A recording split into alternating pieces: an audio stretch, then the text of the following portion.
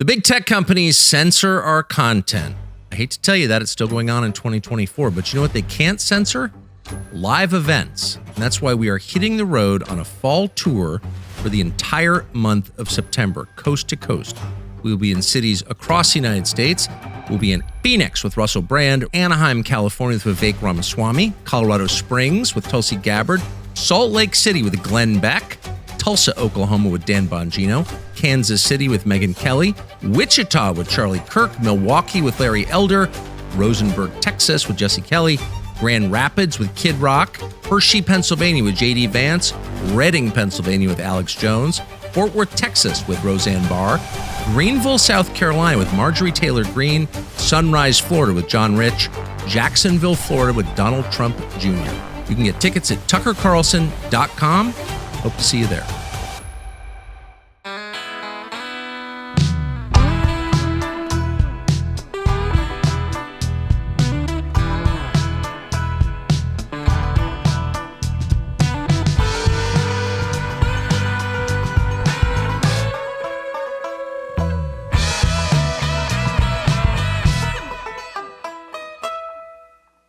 So sometimes I think to myself, like, why are current events so unclear to so many people? And I always go back to the question of history. You can't really understand what's happening right now unless you understand what has happened before. You certainly can't plan a coherent future unless you understand. And then I think, well, why do people know so little about history?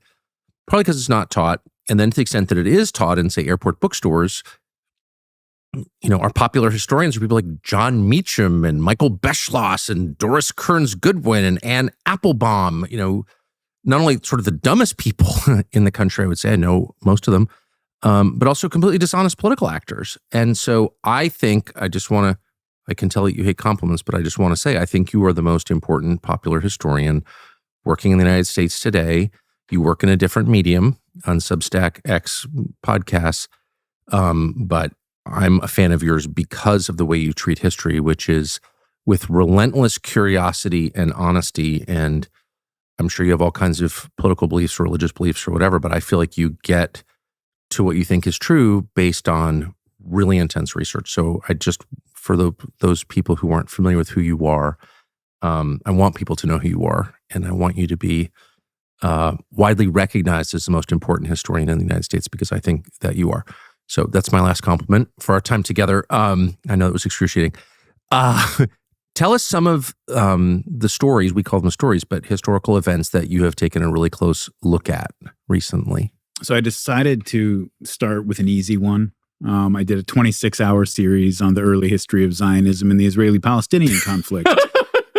Whether that was naivety or hubris, it turned out pretty well. Yes. And the reason it turned out well, I think, and I've had time to really think about it over the years. I started it in 2015. It took me a few years to complete.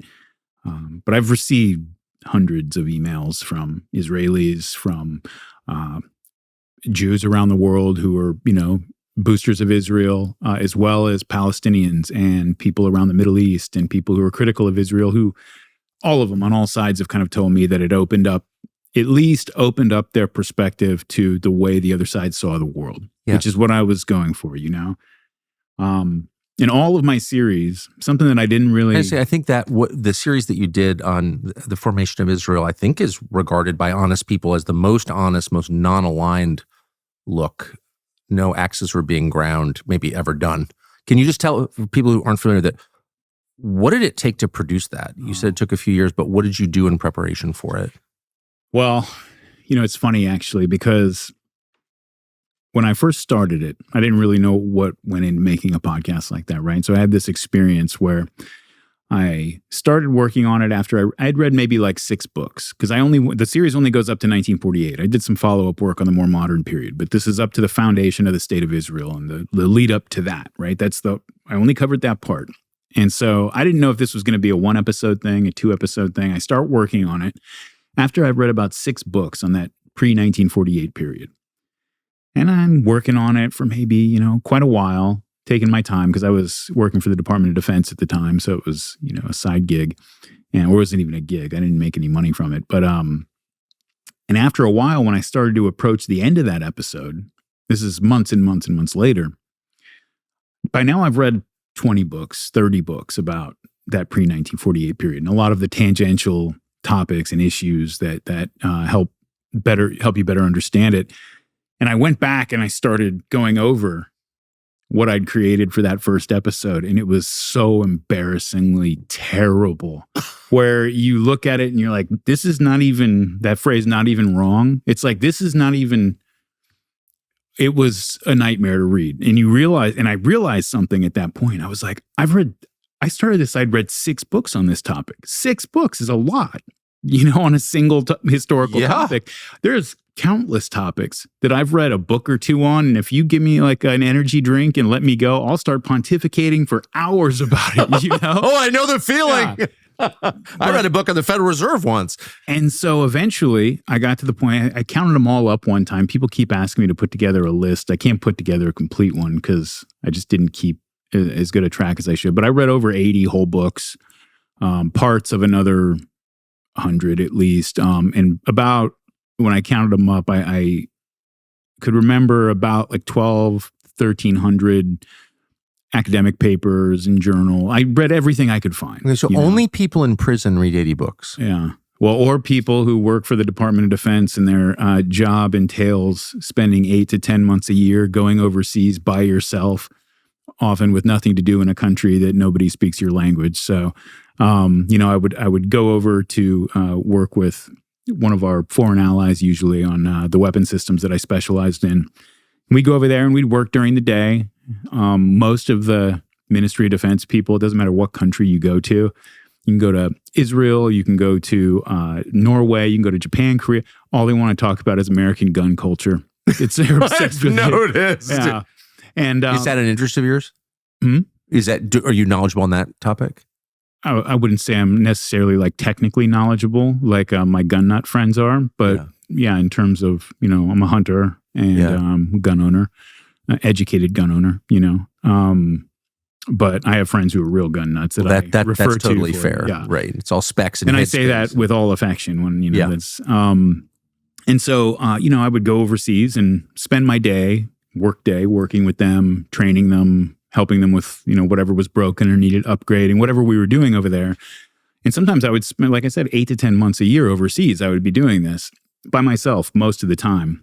And so after the workday was done, it's just me in my hotel with nothing really to do. And, when I was growing up, I counted these up one time, and it was between kindergarten and 12th grade, I went to like 35 different schools. Like I was changing schools sometimes every few months. Not a good sign. Sorry. Yeah. Well, one of the good habits I picked up from it was reading, because it gave, books were what gave me a sense of continuity from environment to environment to environment, right? I'm in the middle of a book and I move to another school and I have to adjust to that, but I'm still reading this book and it sort of patches me over. And that became sort of the background reality of my life as, I sort of moved around in this unpredictable way, like for most of my early years. I'd still have this thread that was coherent that I was following, consistently. And so it definitely helped with a sense of stability like that. And it implanted this idea that, like I take refuge in books. Yes. They if I'm anxious, a lot of people, if they're anxious, they can't sit down and read a book because they can't sit still. Books make my anxiety go away, right? It's what they do for me. And so, I'm just a nerd is what I'm saying, basically, right? I'm a nerd.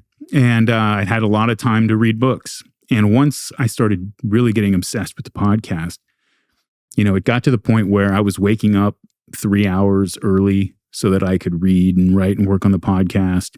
If I was in a meeting and we were waiting for the next speaker to come in, I was working on the podcast. Lunch, I was working on the podcast. Evening, I was working on the podcast.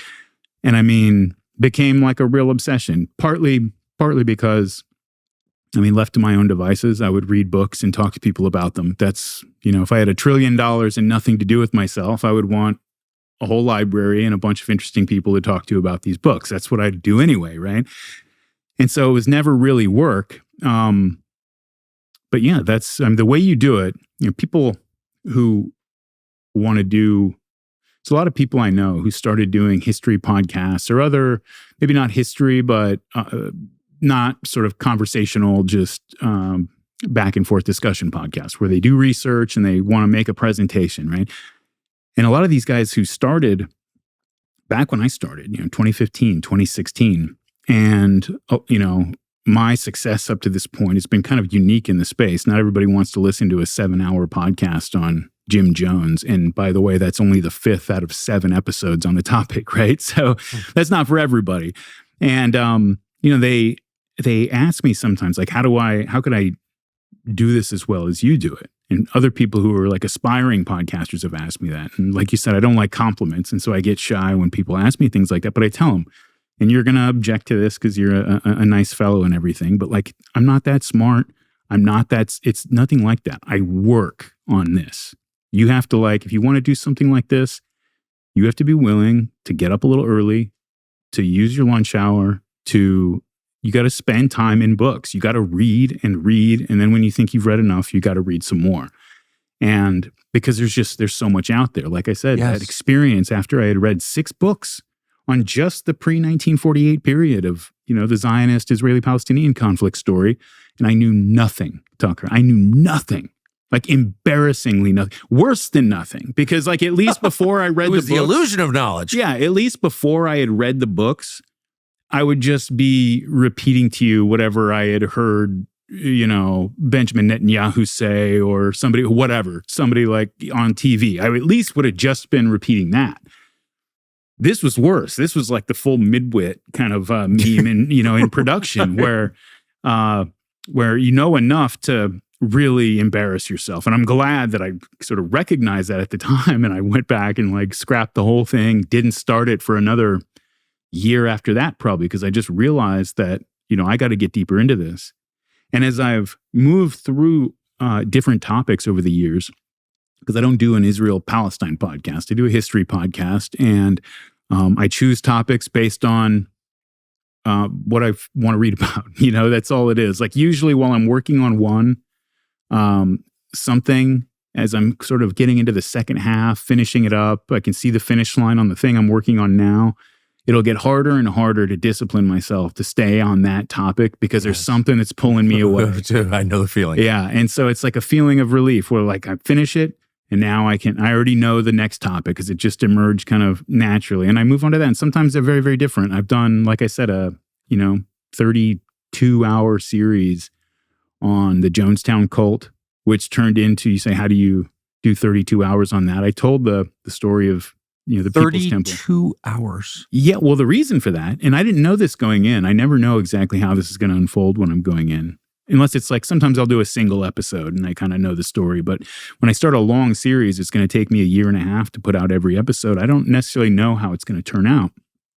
And, when you look at something like the Jonestown Cult, and for people who don't know, 1978, everybody's heard the phrase, don't drink the Kool-Aid, yes. Right? And that's what people know about Jonestown, basically, is that Christianity sometimes goes off the rails. Don't drink the Kool-Aid. 1,000 people, 916 people committed mass suicide in the jungles of Guyana, right? At the direction of this preacher, Jim Jones. That's what most people know about it. When you open any book about it, even mainstream books about it, which, again, most people don't get to that point. This won't be in any of the documentaries for the most part that you see. We open to page 1 or 2 of any book about it, and the first thing you see is that 75% of the people that died out there were African Americans. Yeah. Black women from Oakland. But if they were over 40 or 50 years old, there weren't really any black people in Oakland until the Second World War. So these were migrants who had come from the South as part of the Great Migration, right?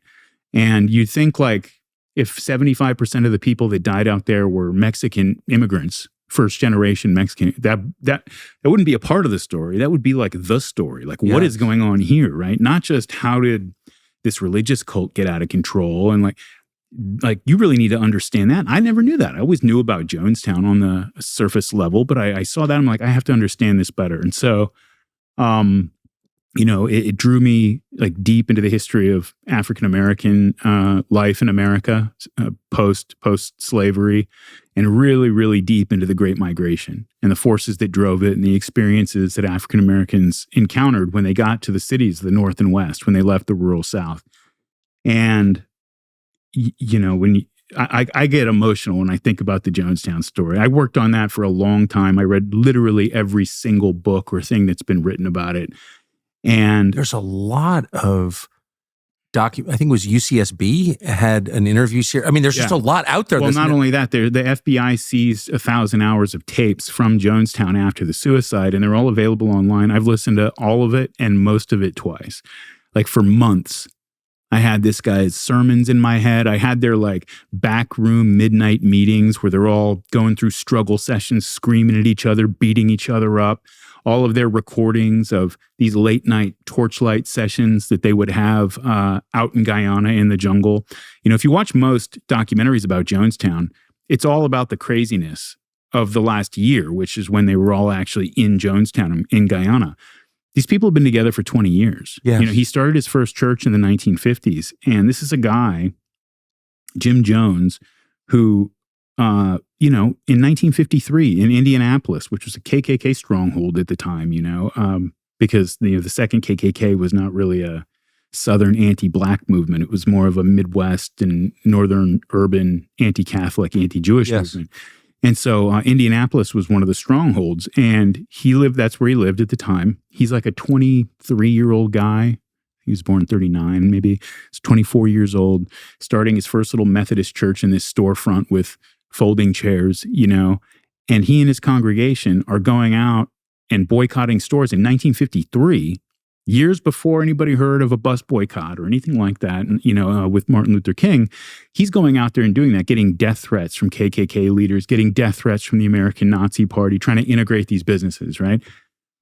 And so this is a true believer, like when it comes to this. His family, he adopted he was the first white family to adopt an African-American child in the history of the state of Indiana.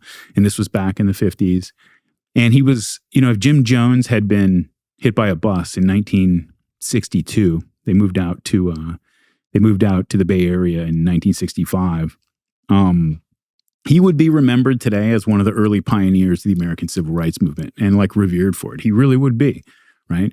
And so I started to read about this stuff, and I realized that there was this theme that was starting to emerge in all of my podcasts for the most part. In the Israel-Palestine one and this one, which is here's this guy who really is an idealist. And I'm not saying he didn't have pathologies, you know, that were already inherent in there, although I'm very suspicious of accounts when, you know, whenever I'm reading a book about, and all of the Jim Jones biographies are like this, and you have to learn how to like read past it. But you're reading a book about Stalin, and the author went and found and interviewed somebody who was in 6th grade with him or something. And they're like, you know, he got tripped on the playground one time and stood up and said, I'll get revenge on all of you one day. And that's when I knew I'm very suspicious of all those stories, you know? And so you have this guy who's a true idealist, and he could be, you know, whether or not his politics were correct or whether his, you know, was misguided, that's a separate question. He was an idealist. Like he really believed these things. He really did treat people in a way that in 1953 in America was uncommon, you know,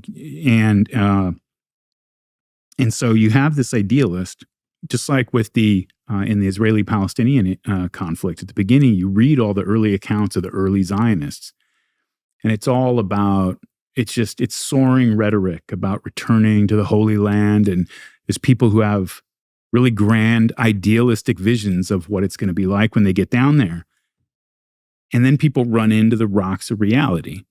And how we respond to that pressure, you know, really defines the destiny of a movement and the people in it. And there are always going to be people, and sometimes entire movements, that the pressure ends up, you know, turning them off the road completely, you know, and into a ravine. That's kind of what happens. So if you look at like the Jonestown story, the reason it turned into a 32-hour series is, like I said, they started in the 1950s doing stuff that you would recognize as just early civil rights stuff, you know, boycotting a local business to get them to integrate. Right around the time, a few years before, but like that Martin Luther King was going to start that kind of thing. And then so you have Greensboro, you have these things. And their trajectory as an organization, the People's Temple, I realized, I mean, that trajectory from about 53 to 1978, when everything came to an end, that 25-year trajectory follows almost to the month. I mean, it is uncanny, like how perfectly it follows. It makes perfect sense because of how plugged into it they were. It follows the trajectory of the civil rights and protest movement in America through its rise, its peak, its radicalization, and then its decline in the late 60s and then into the 70s into insanity and death. I mean, and it is, I mean, it's almost you can tell the story of Jonestown and give a month-by-month account of that process, of those protest movements being radicalized and turning to violence and insanity in the 60s and 70s. And so it became a vehicle for that. And that's what really the story is about. It's about that period of American history from the mid-50s up until about 1980. So how'd you like to cut your cell phone bill in half every single month? That's probably pretty high. Have you checked it recently?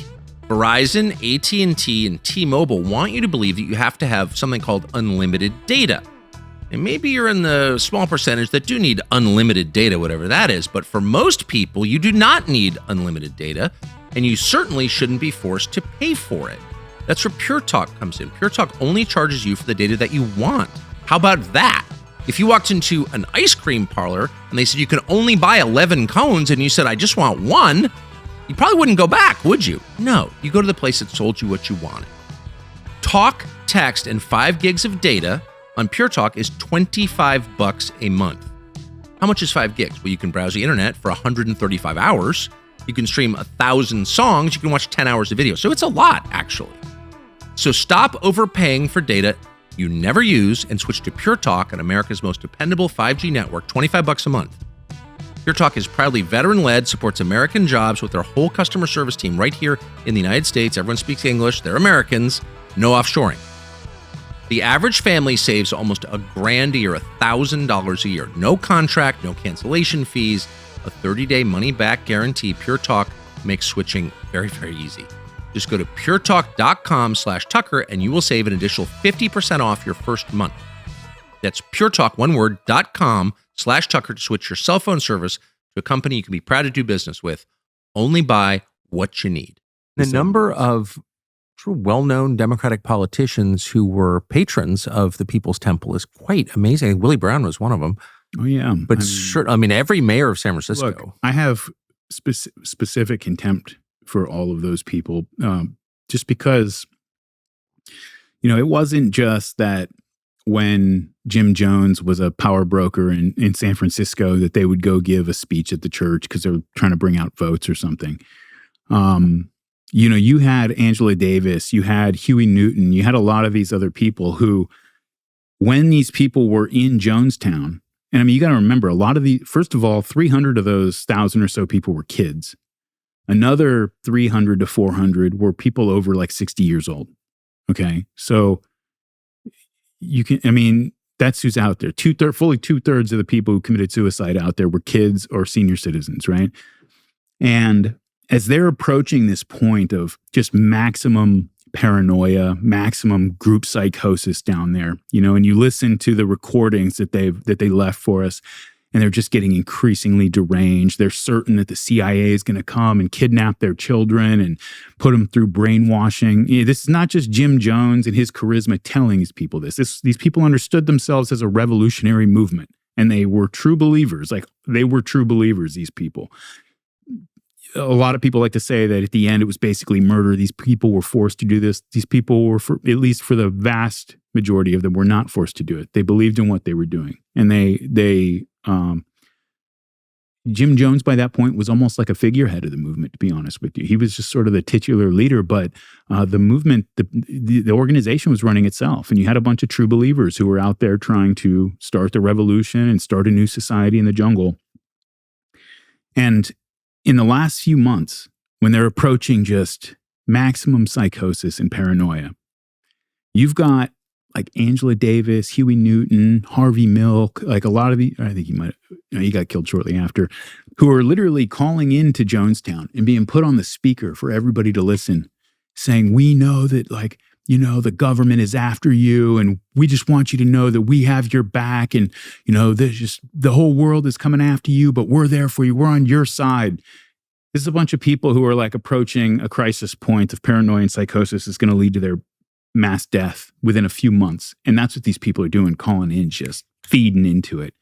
And, it makes me sick because you have people, and I know this wasn't maybe supposed to be just a Jonestown thing, but this topic, again, like it affected me a lot, right? There's this one woman, she was the lead singer of the Jonestown band.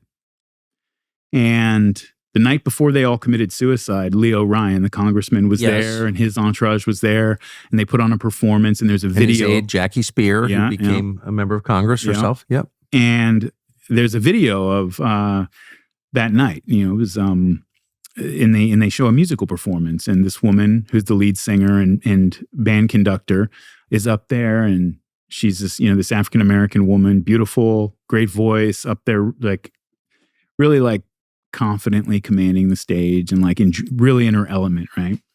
Well, her backstory was back in Indianapolis. Jim Jones, when his family had lived there, knew her when she was a little girl, just a little bit. Like her mom came to the church sometimes, something like that. And after Jim Jones and his people left, she got abandoned by her mother. She ended up being pimped out by her drug dealer boyfriend when she was 15, 16 years old. And she's living her life on the streets, being beat up by this guy who's forcing her to go out and prostitute for him, and that's her life. And now she's about 20. She's committed suicide 3 or 4 times at this point. And now she's 20, and the Jonestown people make a trip back to Indianapolis because they would go around the country in their buses and, speak at churches and hold events and stuff. And so they go back there. And she just kind of knew who the Jones family was. She said they treated her with kindness and her mother with kindness when she was a little girl. And she's in the depth of suicidal depression, drug addiction, she's close to the end, right? And man, even in the podcast when I was recording, it makes me emotional because they got out there. She went there to the event when the Jonestown people came in because she just remembered that like these people had been kind to her 15 years ago, when she was a little girl. So she came out to see. And Jim Jones sees her and immediately recognizes her and starts talking to her, just, friendly, everything. The people like start talking to her, and she starts telling them kind of about how her life's gone since that time.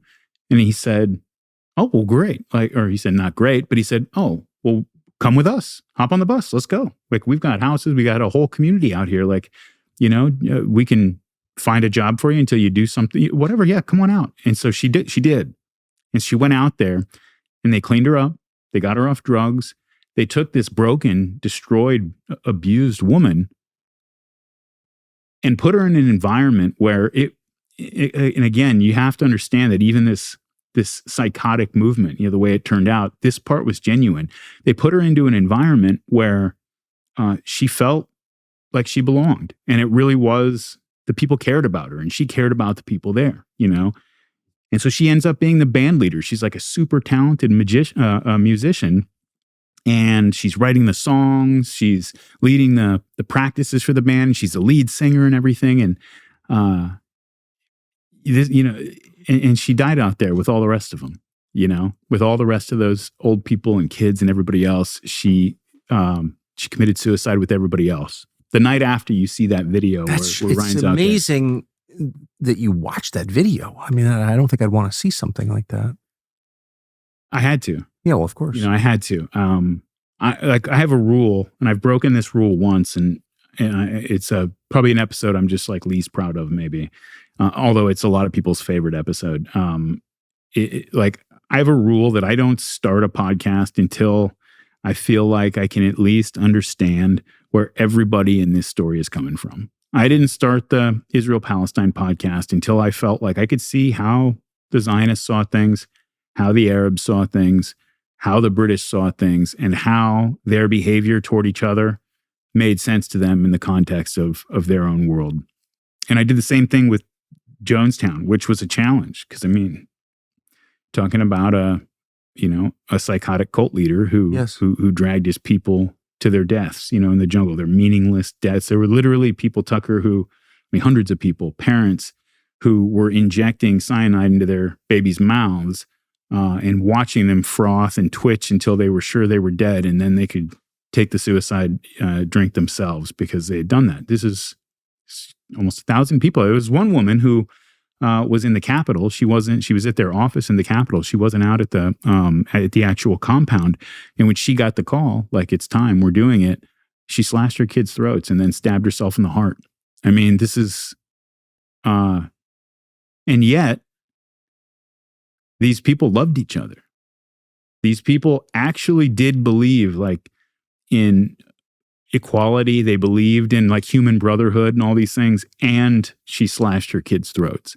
And if you're going to tell a story like that, you can't do what all of the biographies of Jim Jones do.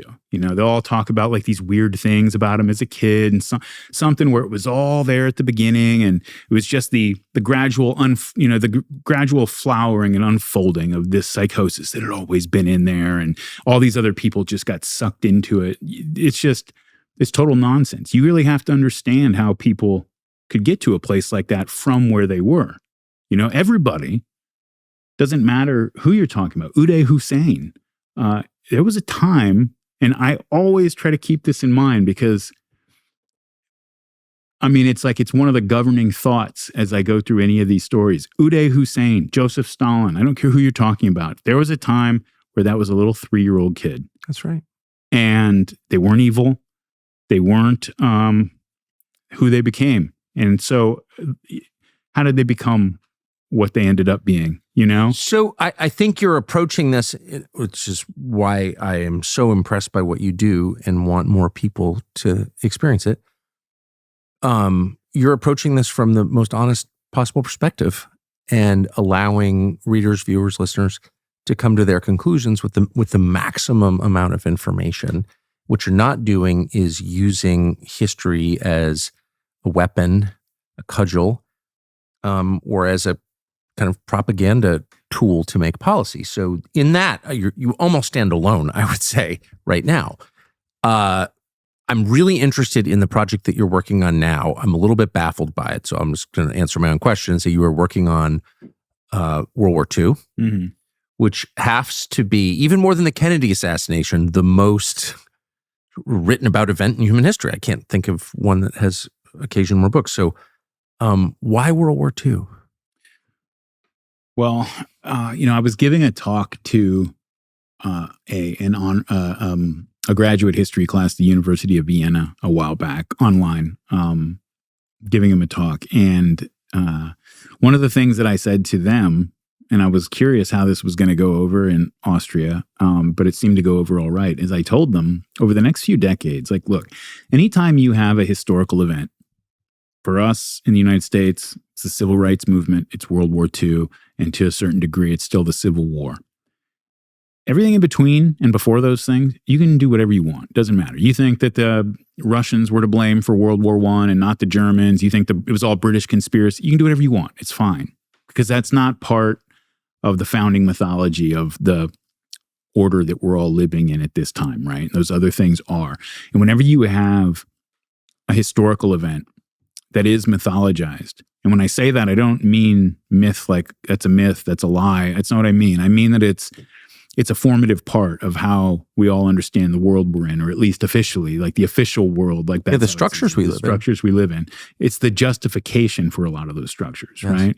Whenever you have those things, you're going to have taboos. You're going to have certain ways that certain topics have to be talked about that are going to guarantee that topic is just profoundly misunderstood. And I told the students at the University of Vienna, I said, over the next couple decades, like, we're going to get to a point where the interwar period and the Second World War are far enough away that people can actually start taking a more honest look at everything that went on. And it is going to be the most fruitful place that any aspiring historian can dive into, because we've spent the last 70 years, I mean, in Europe's case, like literally throwing people in jail for looking into the wrong corners, right? So there's and even particularly in Austria. Right. And so even in the United States. It was an invaded country, so I'm not exactly sure why it's so important. Yeah. Well, I mean, it's a big topic, but I mean, even the United States where you're not going to go to jail necessarily for doing that. You might have your life ruined and lose your job. You might absolutely go to jail in this country. Nowadays, you might, yeah. But you could write a book. You could take any angle on it you want. You're not going to ever get a job or have a publisher want to publish it or anything, but you could do it. You can go out on the street corner and stand on a box and say whatever it is you think. But even still, that event is really, it's such a core part of the state religion that there are emotional triggers built into people since childhood that almost prevent them from taking an approach that might lead them to information or to conclusions that are not part of the state religion's version of that event. And again, you're going to find that. I'm sure the Peloponnesian Wars were like that for the ancient Greeks. Well, that's absolutely right. Well, by the way, the American Revolution, which is now totally irrelevant to modern America, unfortunately, was like that. The life of Lincoln was like that. Lincoln was very complicated guy. It's not an endorsement of slavery. Well, speaking for myself, I think slavery is disgusting. It's the worst thing. What you're saying is absolutely right. It's not just the Second World War that is sort of uniquely censored or protected. The mythology around it, it's every event that's central to a nation's understanding of itself, and then that changes over time. So do you think that we are far enough away, 80 years from that war, where you can try to take as an objective a look as you can, and that will be allowed? No, I don't. I think we've got a little ways to go on that, but I hope I can kind of start to break the ice a little bit, because here's the problem with doing something like that. And this is something I'm very aware of as I research it and start to work on the project, is that when you have a mythologized historical event that is told, again, you go to a lot of places in Europe, it's a legal requirement. Over here, it's not quite that, but it almost might as well be where that this event is going to be described from a certain perspective. You're going to approach it a certain way. There are just certain things you're not allowed to question. You have to literally, it's a crime to ask questions. Right. Yes. That whenever that's the case, when you try to add any type of balance to that account, when you try to tell the story in a way that brings other approaches and other perspectives into it, it's going to look like you're trying to justify those other things. That's just how it's going to seem to people who are very locked into this side. And so if you start talking about the interwar period and how the Weimar culture, after the First World War led to something like the rise of the National Socialists, and why the people who embraced that movement did embrace it in a way that's not just, was because they were, you had this country, Germany, a sophisticated cultural, superpower that was fine. And then they all turned into demons for a few years and now they're fine again. Like, that's sort of the official story. And I think deep down, we all know that makes no sense. Everything has a cause. Again, to go back, like Uday Hussein got to be Uday Hussein from that 3-year-old little kid. Jim Jones got to be Jim Jones from being that guy who was just an earnest local Indianapolis civil rights activist. They all got to be those people that led to the chaos that they eventually invited into the world and onto themselves and their people through their experiences in the world, and through a series of decision points that at the time, if you can bring yourself to step into the shoes of those people. And it's not a comfortable thing to do. I mean, when I literally listened to probably 2,000 hours of Jim Jones's sermons and him screaming at his people and just going insane, to the point where I was dreaming about this guy for months. I would have my headphones in as I was working, listening to Jim Jones. And it's really hard. Yeah, I know. Were you the only guy in the office doing that? I think I'm probably the only person in the world that's done that. And so, and I got to the point where I felt like I knew this guy. I could notice from tape to tape, I would hear changes in his tone of voice, and I knew whether he was high on amphetamines that day, or if he had taken his barbiturates already, and now I felt like I knew this guy.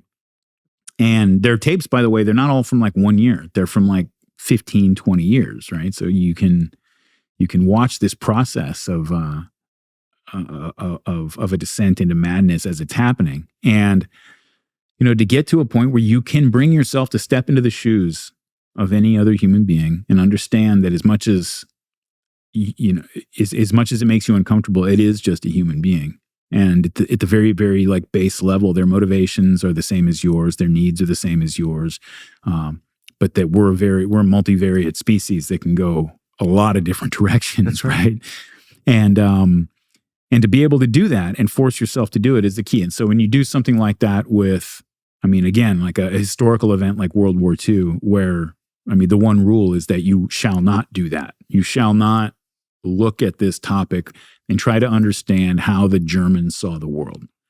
Like how the whole thing, from the First World War on up to the very end of the war, how these people might have genuinely felt like they were the ones under attack, that they were the ones being victimized by their neighbors and by all these by the Allied powers.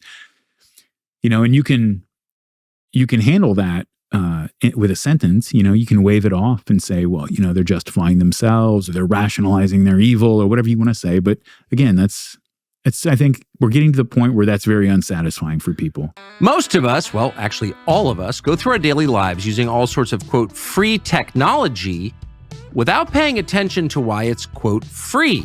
Who's paying for this and how? Think about it for a minute. Think about your free email account, the free messenger system used to chat with your friends, the free weather app or game app you open up and never think about. It's all free. But is it? No, it's not free.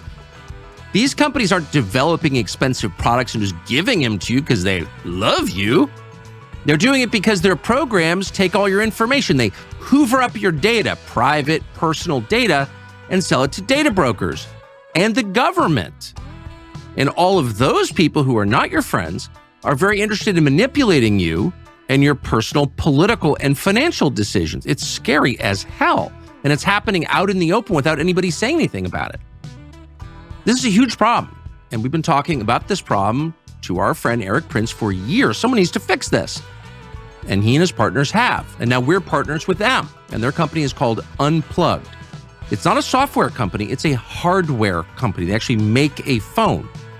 The phone is called Unplugged. And it's more than that.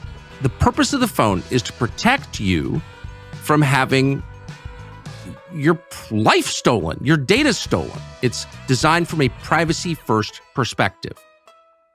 It's got an operating system that they made. It's called Messenger and other apps that help you take charge of your personal data and prevent it from getting passed around to data brokers and government agencies that will use it to manipulate you. Unplugged's commitment is to its customers. They will promise you, and they mean it, that your data are not being sold or monetized or shared with anyone. From basics like its custom Libertas operating system, which they wrote, which is designed from the very first day to keep your personal data on your device.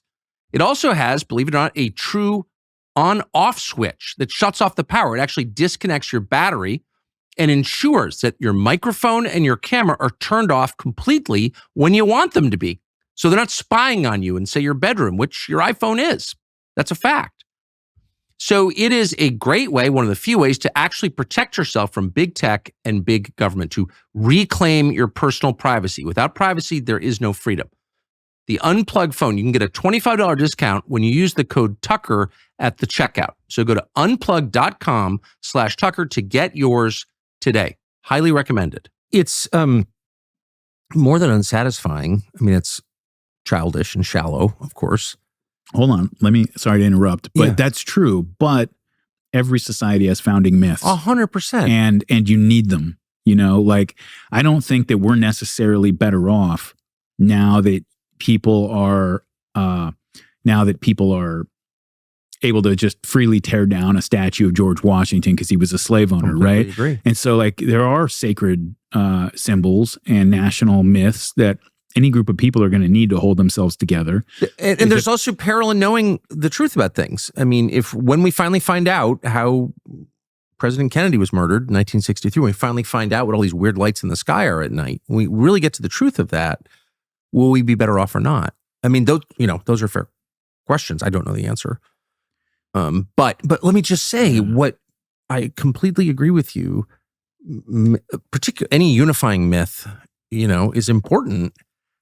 I'm just highly distressed by the uses to which the myths about World War II have been put in the context of modern foreign policy, particularly the war in Ukraine. But not just the war in Ukraine, so many others. Churchill's the good guy, Neville Chamberlain's the bad guy.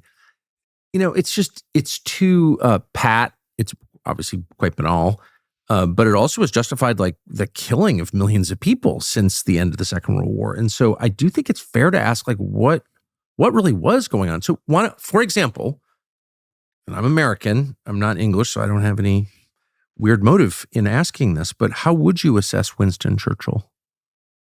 I got in trouble with my podcast partner, Jocko Willink, one time because he's a New England Dutchman whose his family, it's near and dear to, they're Dutch, but very near and dear to their heart that Winston Churchill is a hero, right? Well, everyone thinks that. He really thinks that.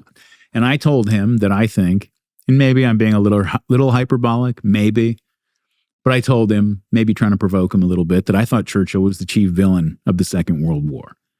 Now, he didn't kill the most people. He didn't commit the most atrocities, but I believe, and I think when you really get into it and tell the story right and don't leave anything out, you see that he was primarily responsible for that war becoming what it did, becoming something other than an invasion of Poland. Or just, I mean, at every step of the way, like people are very often, I find, surprised to learn. There's a two-step process. Well, right? why don't you just make the case for that? Okay, so you've made your statement. A lot of people are thinking, well, wait a second. You just said Churchill, my childhood hero, the guy with the cigar. Yeah. Well, and the next thought that comes into their head is that, oh, you're saying Churchill was the chief villain, therefore his enemies, Adolf Hitler and so forth, were Stalin, the protagonists, right? Yeah. That they're the good guys if you think he's a villain. That's not the case. That's not what I'm saying. Germany, look, they put themselves into a position, and Adolf Hitler's chiefly responsible for this, but his whole regime is responsible for it, that when they went into the East in 1941, they launched a war where they were completely unprepared to deal with the millions and millions of prisoners of war, of local political prisoners and so forth that they were going to have to handle. They went in with no plan for that. And they just threw these people into camps, and millions of people ended up dead there. You have like letters as early as July, August 1941 from commandants of these makeshift camps that they're setting up for these millions of people who are surrendering or people they're rounding up. And so it's 2 months after, a month or two after Barbarossa was launched. And they're writing back to the high command in Berlin saying, we can't feed these people. We don't have the food to feed these people. And one of them actually says, rather than wait for them all to slowly starve this winter, wouldn't it be more humane to just finish them off quickly now? And so this is like 2 months into the invasion, right? And like my view on this, I argue with my Zionist interlocutors about this all the time with regard to the current war in Gaza.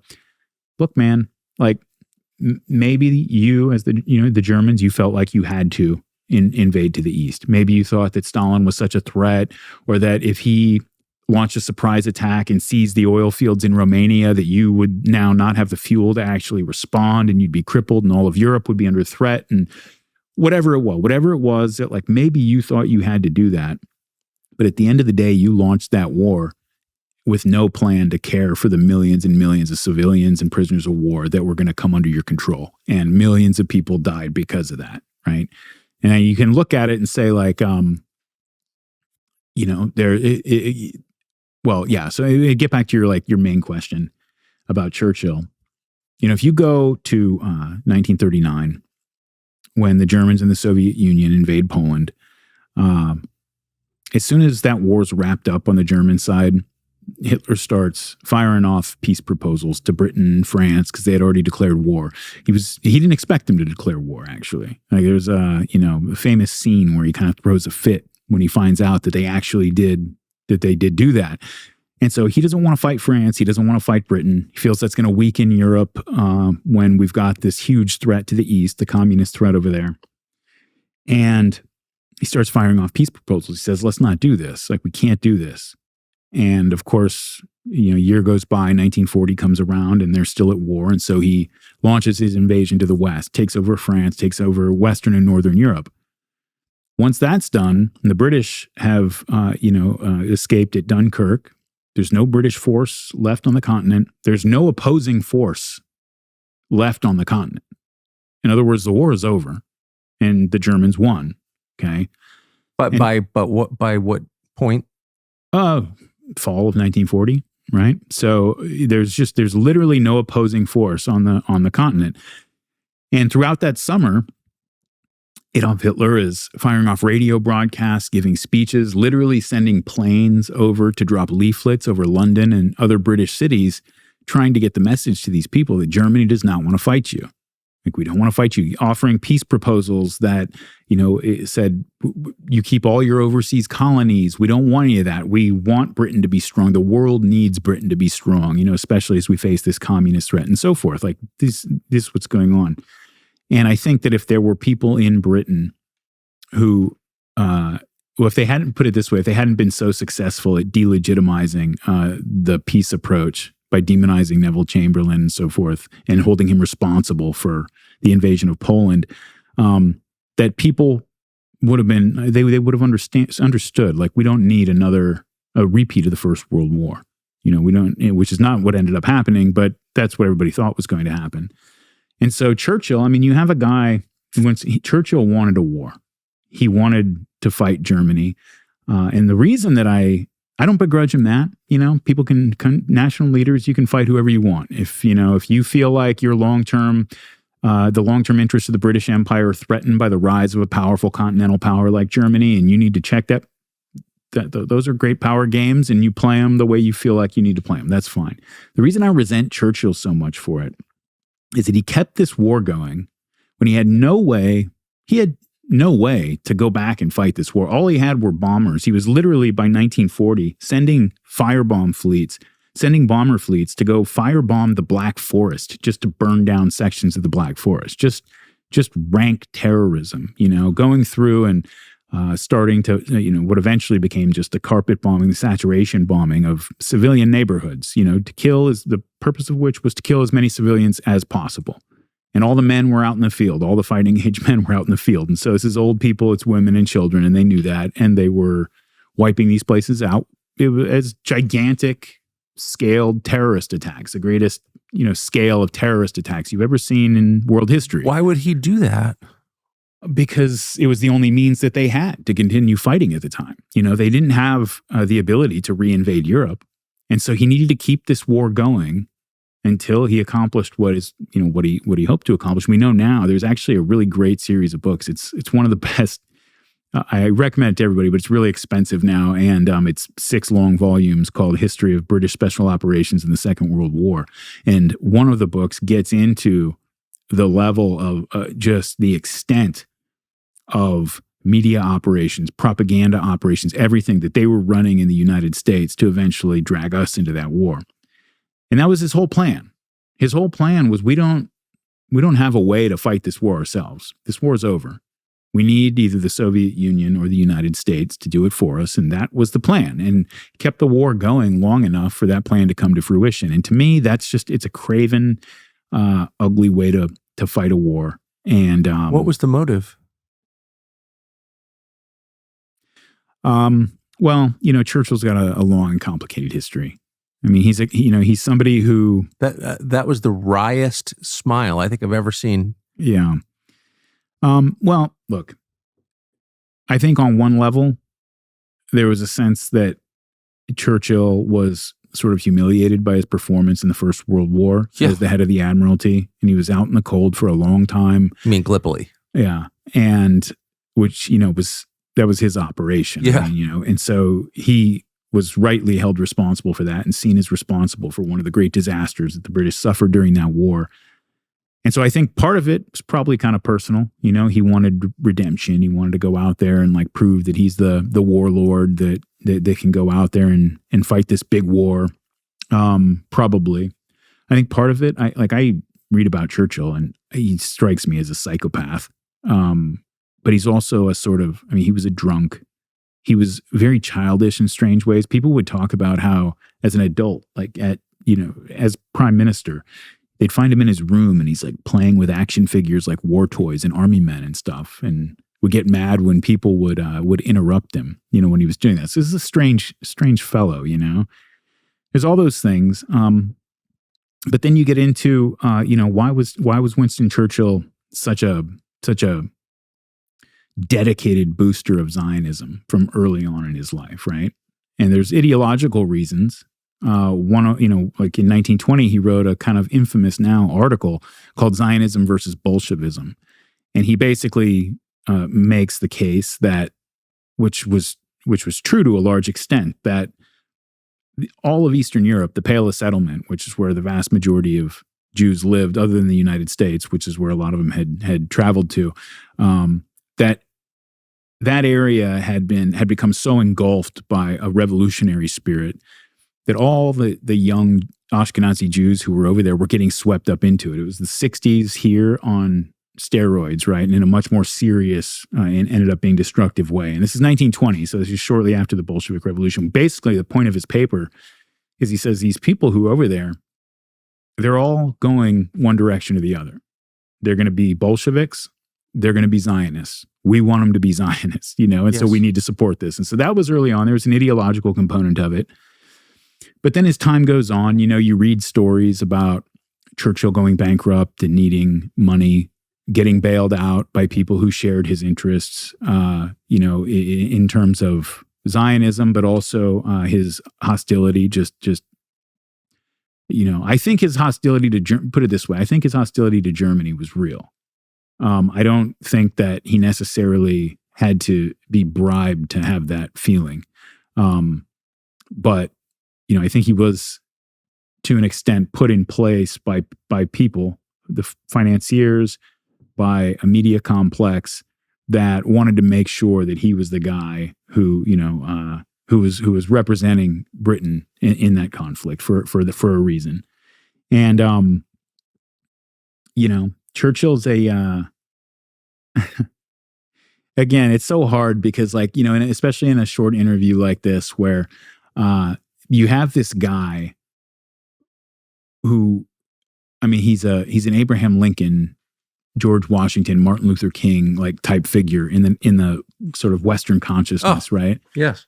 And so people have so many assumptions and built-in triggers, when it comes to this guy, that it's hard to talk about him because you're always thinking about the triggers that you're setting off in your listeners. And I don't say that in a way of I don't want to offend anybody. No, or whatever. I understand. It's that that things are going to be misunderstood. And so this is why I do 30-hour podcasts. Well, it's interesting because as a follower of your work, I don't see you as hostile to the West. I see you actually as a product of the West and as a defender, really, of the West or its values. In your approach, in your open-mindedness, rigor, belief in accuracy and honesty. Those are Western notions. And yet Churchill has been positioned and is accepted as the defender of the West over the last 100 years. Yeah. And so maybe that's, and I wonder why that is. People can certainly take issue with any factual claims you're making. I assume they're all right. They're consistent with what I think I know to be true. But why do you think Churchill has been presented in the way that he has? Yeah, well, it has to do with what you said earlier, right? Neville Chamberlain versus Churchill has been the binary model that has served as the chief rhetorical device for every conflict we've wanted to get into since then. Yes. The entire Cold War, and then even after the Cold War, in the global war on terror, is if you appease them, you're Neville Chamberlain. Churchill's the one who saw all along where this was headed and was trying to warn people, this, Cassandra. And finally, because nobody listened to him, the war ended up breaking out and we were forced to go stamp out this threat. And now It's a much bigger threat than it ever would have been if we just would have listened to him. If we had strangled it in its crib. And it's justified every conflict, really since the Second World War. Everybody's the new Hitler, right? And so that it's very valuable in that sense. But then also, it really did become the founding myth of the global order that we're all living in now, right? Because when you think about if you go back to in Machiavelli's The Prince, right? And he starts that book out kind of talking about why he's writing this book. And one of the things that he says in there is, Italy is a bunch of broken up little principalities and city-states and stuff. And he's looking over to the West and the North and seeing countries like Spain, countries like France and England, who these are countries that are now starting to operate on a totally different scale. like on a national, Yeah, something as approaching nation national states, scale. And we have got to get our act together and start learning how to act on that level as well. And so that's why I'm writing this book. It's an instruction manual and like a call to action kind of. Well, as that goes on and the nation state starts to put itself together in the modern era, you get to World War I, and you think about what the nation state is, right? Like history, and to a large extent, global event style history, is governed to a great degree by the military technology that's prevalent at a given time, right? So, like, I don't think it's an accident, for example, that the ancient Greeks had like a feeling of like citizen equality that was unprecedented in the world at the time, and they had their chief combat system was the phalanx unit, right? That required every man to stand by his fellow citizen as a unit, and that's what their position in the world depended on people being able to do that. I don't think that's a mistake, right? I don't think it's a mistake when you look at other societies where charioteers, really expensive bronze chariots, or when you get to like the High Middle Ages, where the heavy horse cavalry is just totally dominant on the battlefield. But so only the people who can afford that kind of a weapon system, they're the ones who are going to rule, and the people who don't like it, they really don't have any means to sort of express their own political will. And so, as the nation state starts to get put together, you start to have military conflicts and just military buildups on a scale that nobody's ever heard of before. I mean, you get to the First World War. I mean, millions and millions of men. And if you want to operate on that level, if you want to operate on the level of great game global politics, you got to be able to put an army of several million men in the field, and it's why countries who tried their hand at imperialism, like the Dutch and the Belgians, eventually they were just like, we're not doing it. And it's because they saw that. And so, when you look at the First World War and the Second World War, but really the First World War is like the apotheosis of the nation state in a lot of ways, where you have, if you think back to like an old king in the early modern period, or even, no, forget about that. Look at like Louis XIV. So the Sun King, right? Powerful as any monarch in Europe, like for hundreds of years. His actual ability to reach into the local affairs of some village and tell people how to act or what to think. Pretty limited. Very limited. Like we think, because of movies and TV, that a monarch is sitting on his throne and he just orders this and it happens, like God saying, "Let there be light" or something. Behead him, yes. Yeah. And it's just, they didn't have that kind of reach. They had influence, and but they had like any modern individual politician, they had to work through existing structures and systems to get their will actually carried out. And that meant making compromises, and they just didn't have the resources to technological resources, but also just human and financial resources to get down to the granular level of control that would become common with the rise of the nation state. And so you get up to the point where, when the nations face off in World War I, and you have countries that, I mean, when you look at the level of efficient mobilization toward a single cause, fighting the war, how the economy, how the government, everybody was on the same page. And, they were fighting this war as whole societies. Like they figured out a way that they could do what Louis XIV could never dream of. They could mobilize their whole society for war. And that was what you had to do if you wanted to compete on the level of Germany and France and so forth. And so what somebody like Churchill during the First World War, and probably actually the Second World War as well, most people, I think, players in the Second World War, what they thought they were doing was that this was a war between nation states, like World War I and so on and so forth. And it was not that. And we found out afterwards that it was not that there were two great military land empires, multi-ethnic, multiracial, multicultural military land empires, the Soviet Union and the United States, and when I say empire, obviously, like we don't think of the U.S. pre-World War II in that way very much, but we didn't start out with a whole continent under our control, right? We started out as 13 colonies, and we grew through a confrontation with and centuries-long race war against the natives, right? I mean, that's really, it was the formative experience of America in its early history.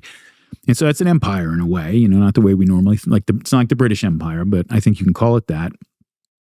And these two countries, that thing that Machiavelli was noticing when he's looking over at Spain and France, you actually had Germany, for example. There's this idea that the only reason that they did Molotov-Ribbentrop was because, Hitler needed to buy time so he could eventually invade the Soviet Union later or something like that. Not exactly true. I mean, that obviously he was talking about the eventual conflict with the Soviet Union very early in his career that was there.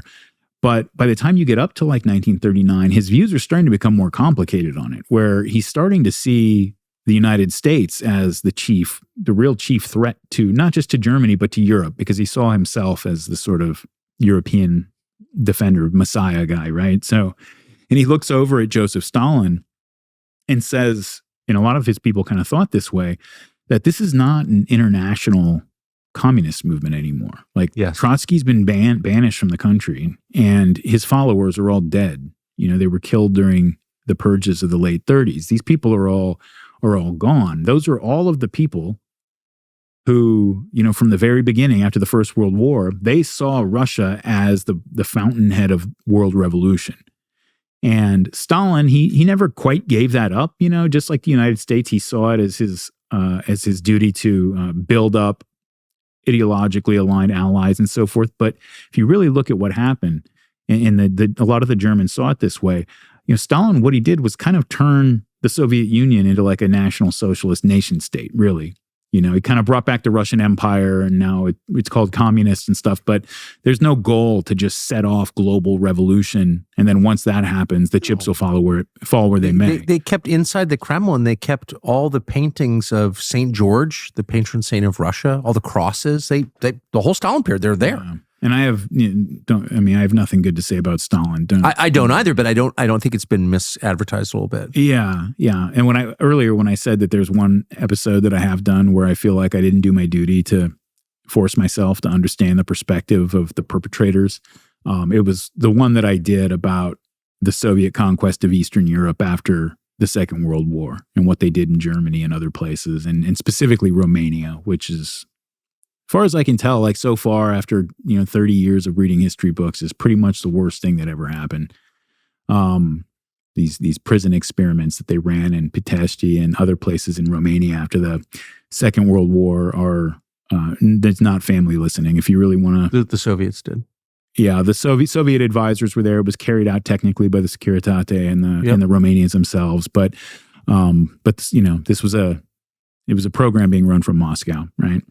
And it's whatever you're thinking it is out there, whoever's listening or watching this, it's 1,000 times worse. And I wouldn't recommend going and listening to my episode, The Anti-Humans, unless you're prepared for that. So I'll just leave it at that. But I'll say that in that one, I couldn't bring myself to I couldn't put myself in the shoes of the people who were doing those things. And I didn't really try, and it comes across much more polemical than any of my other work. And a lot of people love it because it does, expose a lot of the crimes that happened during that period and stuff. But I think it's hard sometimes. I'll tell you one thing. I'm not a Stalin expert. I don't speak Russian, but I have read about Stalin my whole life. And one thing that I was very surprised to learn, that it came out right after the everything collapsed in 91, and a British historian, a Russian speaker, got access to a lot of the Stalin archives, the personal archives. And I was amazed to read in this book, Court of the Red Tsar, amazing book. That is a great book. It is a great book. Yeah. But the thing that it overturned, I'm older than you, so maybe you always knew this, but growing up, we didn't. Everyone thought Stalin was this bloodless technocrat, not a true believer at all. That was Lenin, was certainly Trotsky, seemed like a true believer. Zinoviev, Kamenev, all the guys around him might have been, but he was not.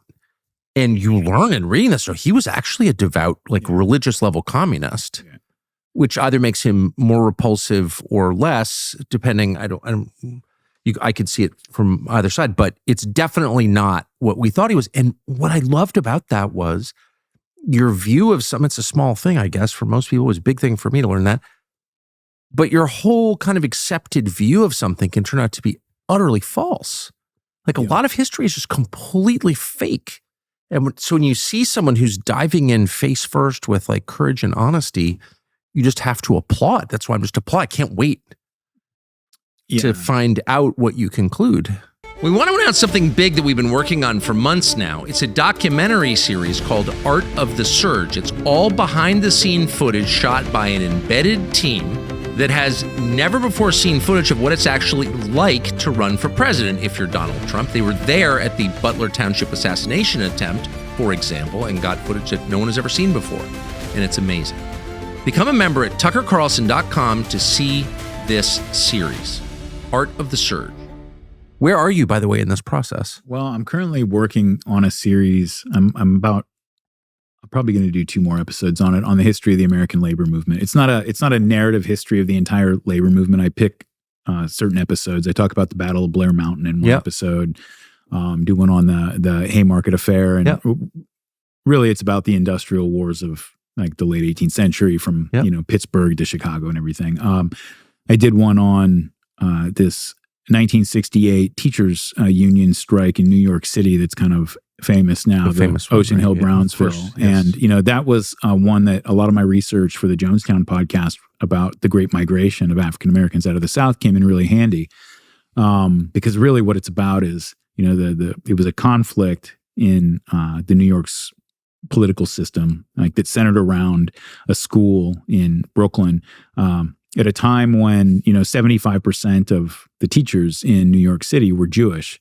And, New York it's such an interesting city for the fact that, it's obviously this multi-ethnic, multicultural city that over the years just, is where everybody washed up for the most part on our shores. And from the Irish migrations to the Jewish and Italian migrations and everybody that came after that, there was conflict, and people had to figure out and eventually come to a settlement of like, how are we going to live here together and all feel like we are being represented and so forth. And so you had this city where, again, like today, this sounds almost, it sounds like a different world in some ways where, the teachers were pretty much all Jews. The transit workers, pretty much all Irish. The cops were mostly Irish. The firemen were mostly Irish. Most of the construction trade, the dock workers, things like that, they were all Italians. And everybody it wasn't something like that's what they gravitated to. Sanitation too, Italian. Sanitation, yeah. But that was their economic territory. And they had certain neighborhoods that were theirs. And people kind of knew that it's not like a Jew couldn't move into an Italian neighborhood or vice versa or something. But everybody knew that this was an Italian neighborhood and it was going to stay that way. And they had all kind of come to this settlement in a natural way. Like there was an emergent order that came over the years. And and again, there was conflict at every stage of that. After the 1924 immigration law that essentially cut off European immigration and generally immigration in general, the cheap source of labor that industry turned to were African Americans from the South. And so you saw over the course of about 40 or 50 years, about 6 or 7 million African Americans move out of the rural South to the northern and western cities. And it turned out when they got up there that they had a lot of the same problems that they had had previously. But for, various reasons, I think personally, the fact that we were in the post-Second World War period, and we were in the middle of a Cold War, the process of integrating these people into the system as one of several, because this was a great dream. If you read, what's the book, Nathan Glazer, and it's Beyond the Melting Pot, that he wrote, and I think they wrote that in 1971. And what they predicted in that book was Moynihan and Glazer. That's what it was. And they predicted in that book that, there's a lot of problems right now integrating the African-American and Puerto Rican populations into the city. But what we're going to do, like eventually, this has always happened, it's happened in the past, eventually it's not going to be black and white like it seems right now. It's going to be Italian and Jewish and Puerto Rican and black. And so they're going to take their place as one of the ethnicities, like in the sort of urban political structure and social structure we have here. And when they look back on it, I think it was maybe a 2012 edition, they sort of recognized that was obviously a prediction that did not come true. They get into that, and so. But the teacher strike. Sorry. Of 1968 was like, first of all, it was, at least in my reading of it, one of the pretty rare expressions of mass and open anti-Semitism. There's been anti-Semitism, of course, but like for real in American history, and it doesn't seem to be remembered for some reason. No, it's remembered or misremembered, like right alongside the Crown Heights riot and things like that. Because it's one of those things. Look, I lived for a long time in Los Angeles, right? Used to live in South LA when those were all black neighborhoods down there, and people think back to the Rodney King riots, or when they were watching The Fresh Prince of Bel-Air or something, and he would go visit his friends down in Compton, and those were the black neighborhoods down there. Those are not black neighborhoods anymore. I know. Those are all Latino neighborhoods, and that transition was not accomplished peacefully. There are good studies and write-ups about this, hundreds and hundreds of random murders of black people by Mexican gangs, fire bombings of apartment buildings to drive these people out, right? Now you look at something drive them east. That's kind of, if you look at all the big cities in California, even like up in Oakland and stuff, they're all losing their black population. Yep. And the great migration out of the South to these cities is actually in reverse right now. And a lot, like net African Americans are moving back to the South. And or into the Inland Empire, or just like away from the coast. Yeah. And well, that's right. That's what happens. Like but it's a step-by-step process, right? They get priced out of Oakland and San Francisco, and they move to Stockton and Sacramento, and then those places go up too, and they end up moving, further inland. And that's a process that's been going on for a long time. But like when you look at what happened in Los Angeles, I mean, again, you're talking about hundreds and hundreds of random murders, fire bombings, just not of other gang members or something. I'm not talking about drive-bys of other gang members. I'm talking about just a random black guy. Race killings. Yeah, race killing killings. people because of the color of their skin. And if those people had been, who were doing that were wearing white hoods, they would have called the U.S. Marines in, and for good reason, But it's one of those things that nobody wants to talk about because it doesn't fit neatly into one of our easy political So that's what bothers me about the recording of history. I mean, I think what happens matters, reality matters. And if you find that sort of everything that happens, not just 80 years ago, in Dresden, but things that are happening in like LA County 20 years ago, if they just disappear, in some cases you can't even find them on Google. Like that's a level of manipulation that's just mind control. That's really scary and dangerous. And I think the propagandists throughout the 20th century, ever since the sort of the rise of mass media, have really understood that that's exactly what it is. Especially once it goes on for a generation or two, and kids are raised up. And this is what they're being taught, because it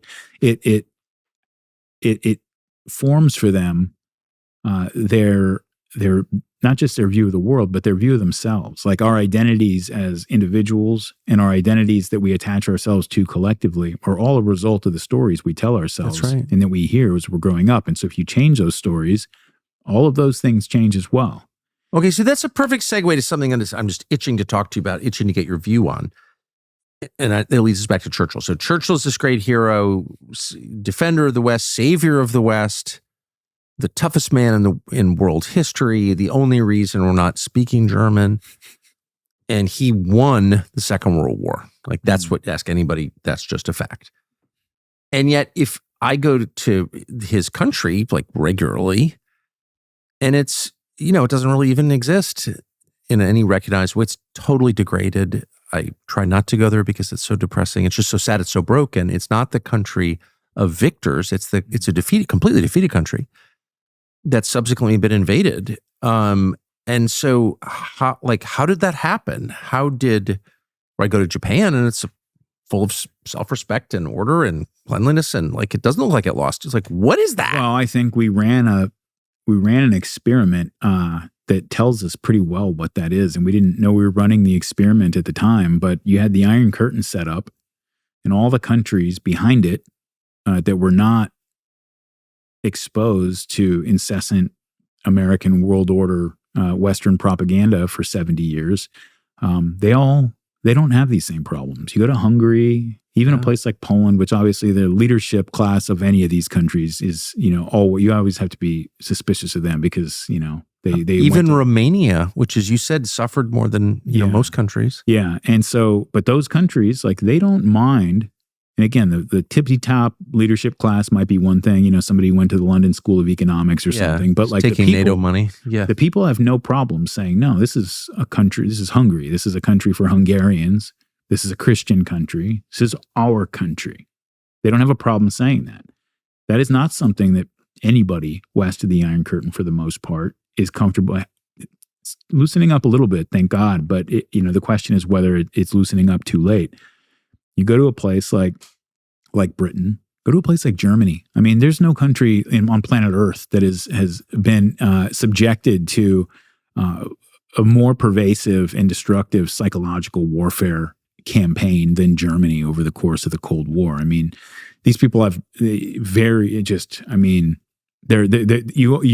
really hope that it's not the case, but you wonder if there's even the material that would be necessary to construct a psychological defense of their nation and their people.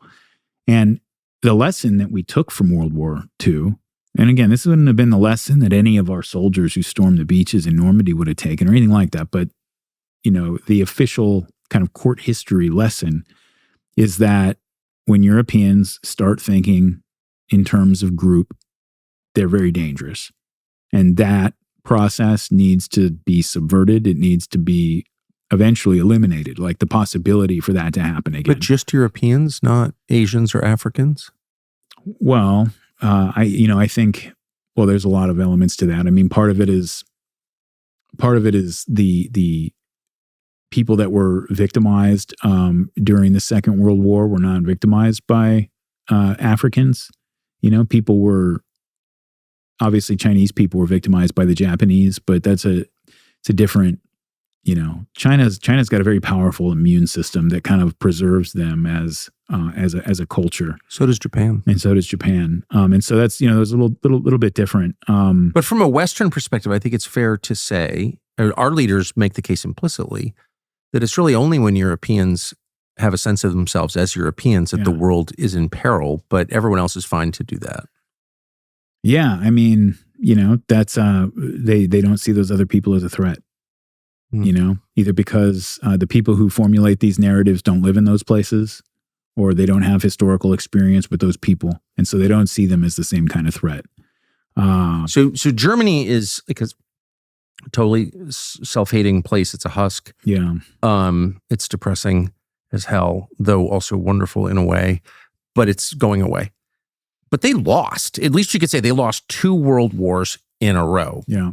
Britain won 2 world wars in a row. And if anything, it's more degraded than Germany. So just to take it back to the first thing I said, and I'll shut up and let you answer, but if Churchill is a hero, how come there are British girls begging for drugs on the street of London? And the place is, it's just London is not majority English now. What? Yeah.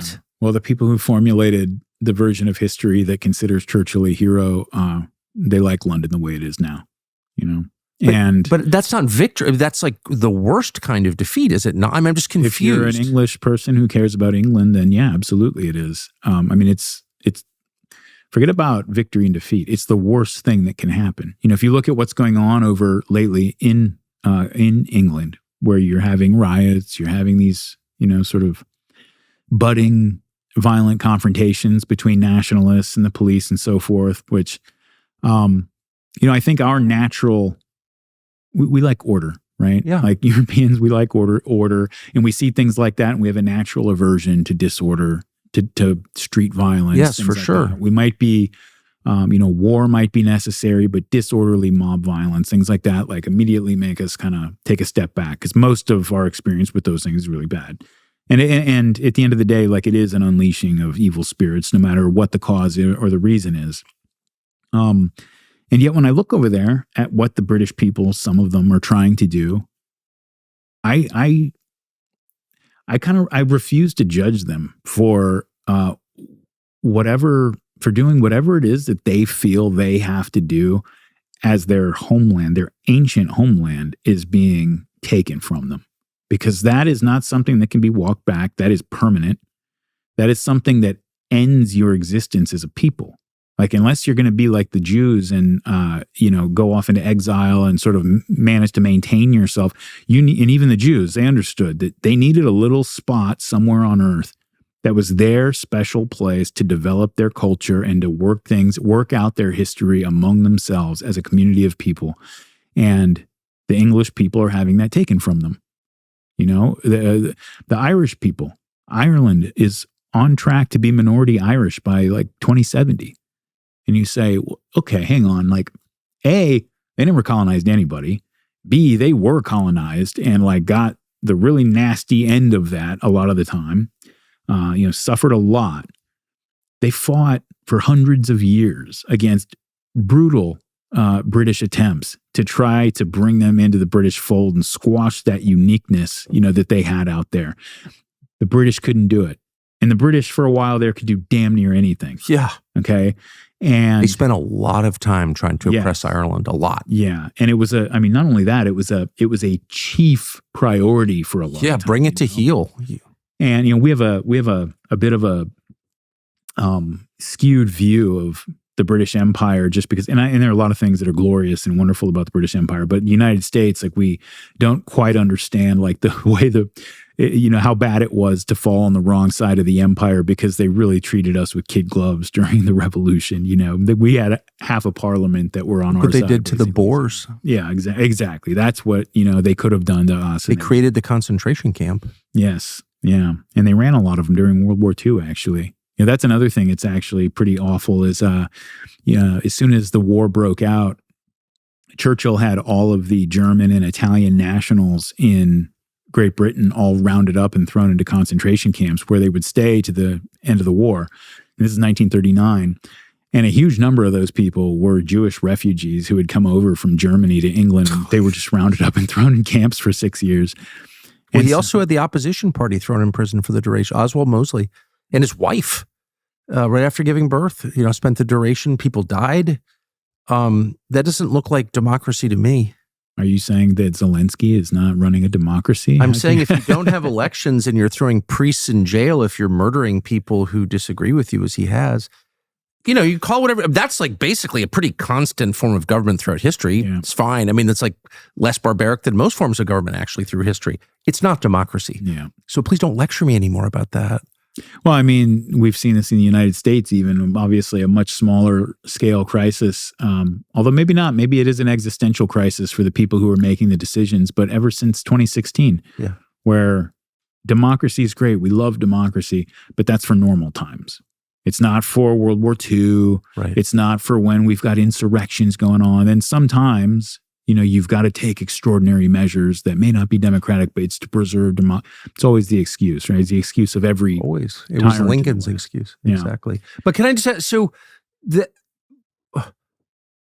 what's happened to the UK and Ireland is not accidental. Is there any evidence that the people of those countries whose ancestors have lived there for thousands of years, or the indigenous peoples of those countries, that they wanted this? They wanted to be... I mean, certainly not the majority of the people who live there, right? Obviously. Like, you can go to any Western country, the most just, degraded, cucked country you can possibly find in the West, and the majority of people there don't want any of that happening to them. This is something that has a class element to it. It has, as these countries have become more multi-ethnic and multicultural, it has ethnic, elements to it. It's like there's a lot of things that create a sort of a class of people, and it's a class of people who have most of the influence and power who actually do want these things because they don't identify with the people who are against it on the ground. And this is something that if you see in we've seen in the United States and the West in general, that was budding already. I mean, I would say personally, it goes all the way back to the foundation, but like definitely you see in like the 1960s, if you think of somebody like John Lindsay, right? John Lindsay was the mayor of New York for a while, and he was sort of the quintessential, he didn't grow up like super rich, old money. He was the last WASP mayor of New York. But he was like, he was like that. He was the WASP, right? He was the guy who limousine liberal, the term was invented for, right? The chin. Yeah. And if you look at the way he conceived of himself and the way that he, in his class, the people who supported him, the Eastern establishment types and people like him, where they sort of drew their own sense of self-worth and their collective identity was first, we're better than those white people in the South who are protesting Martin Luther King and so forth. We're better than them. Or the parents in South Boston who don't want busing for their own children. But then, right. So after the civil rights movement kind of came to a conclusion in 1965, and the Great Migration was starting to create a lot of conflict in the northern cities like New York, that idea, the Southerners are always, they're always there as a foil for northern and western elite, identity construction, but it shifted to these ethnic groups that lived in the cities, the Jews, which sounds strange today that like a WASP mayor who's publicly obsessed with social justice would be against the Jews in a conflict, but he was at the time. And it was because, all these people, the Irish and the Italians, these people who think that like that's their neighborhood because it's been their neighborhood for 100 years now. And it's everybody in the neighborhood goes to a parish church that they've gone to, their grandparents went to.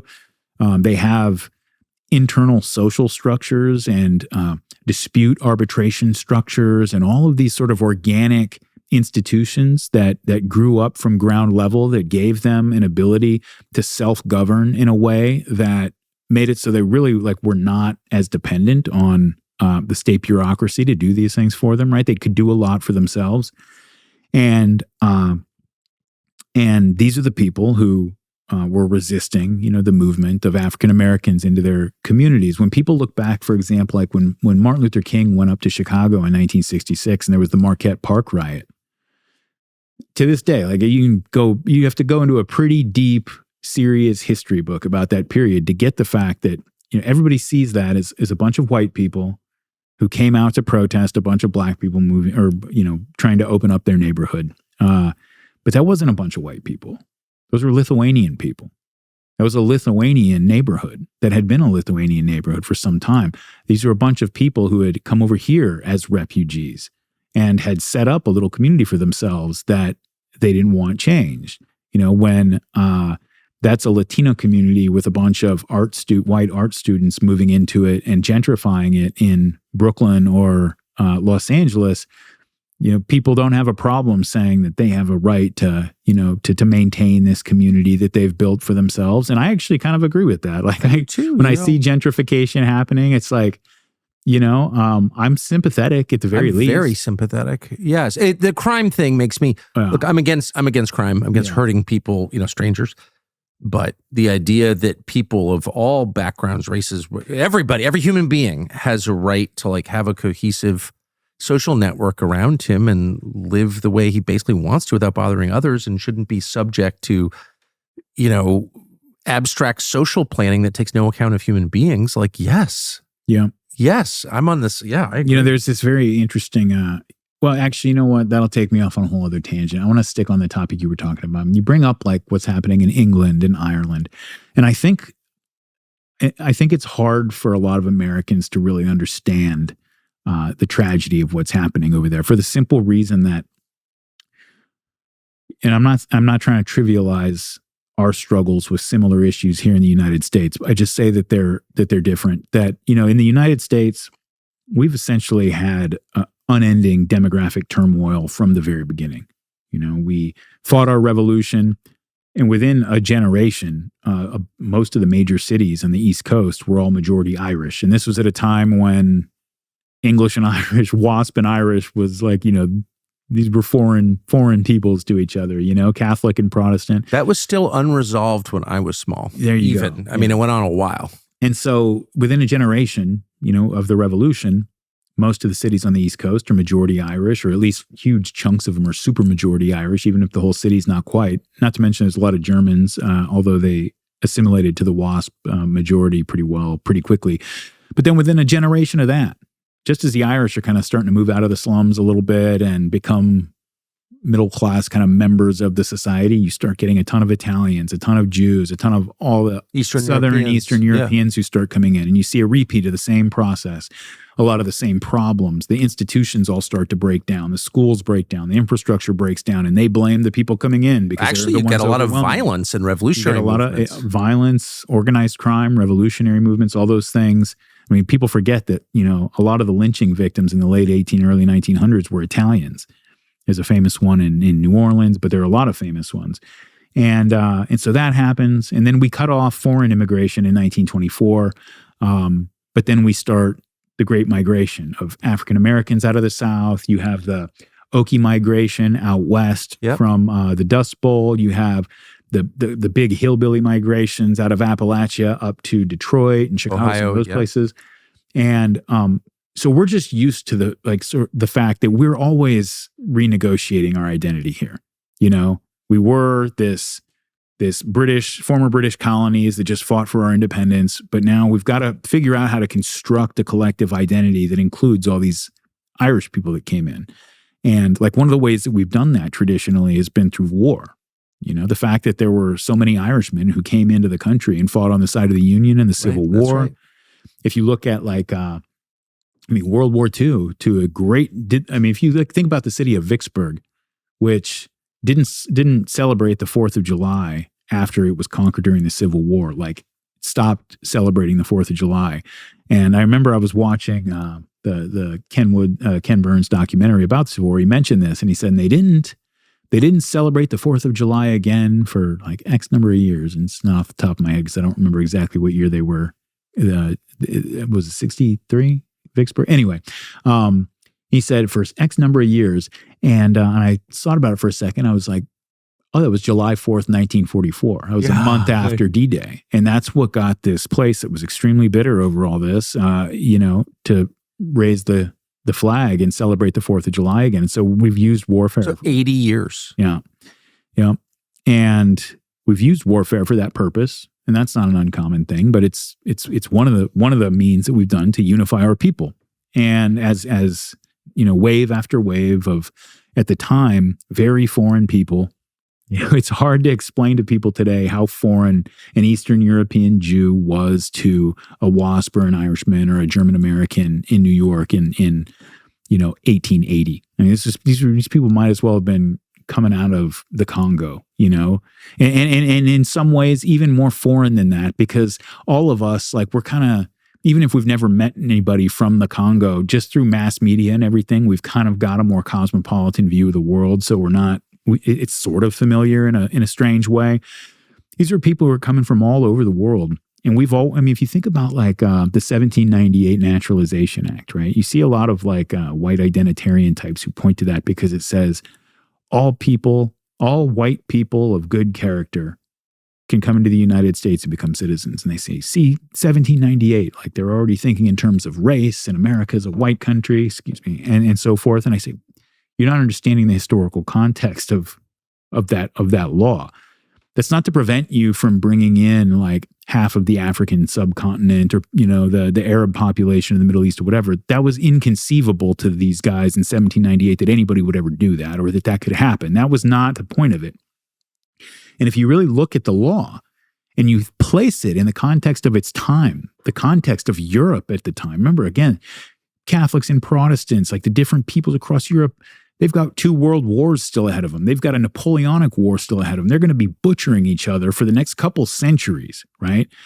And we said, think about how just a revolutionary level of inclusivity this is to say, all you Europeans, anybody, if you live in Europe and you're Protestant, you're English, you're Irish, you're Catholic, you're Jewish, whatever, you come over here. And when you come over here, you will be accorded the full rights and privileges of a citizen, the same as the richest guy in this country.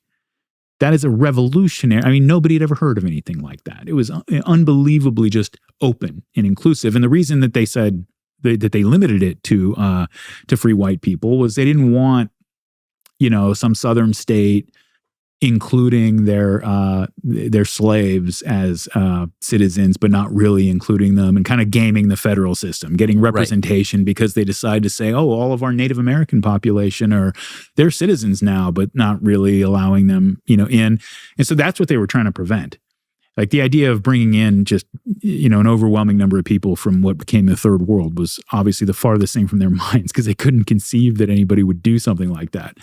And so, but that's the point, is that this, even from the very beginning, there was a recognition that we need to be a radically open country, if for no other reason, the fact that we've got a gigantic continent that we've got to go settle and build up, right? Because if we don't do it, then these European powers are circling like vultures and they're going to do it. And so we have to get out there and build this place up.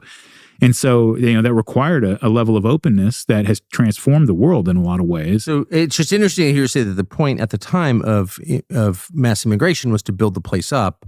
Clearly, the point of it now is to tear the place down. Yeah. And isn't that interesting how, it's like, I think the psychologist Carl Jung said something like inequality in excess becomes its opposite. Yes. And that's exactly right. And it definitely, that applies to inclusivity or openness.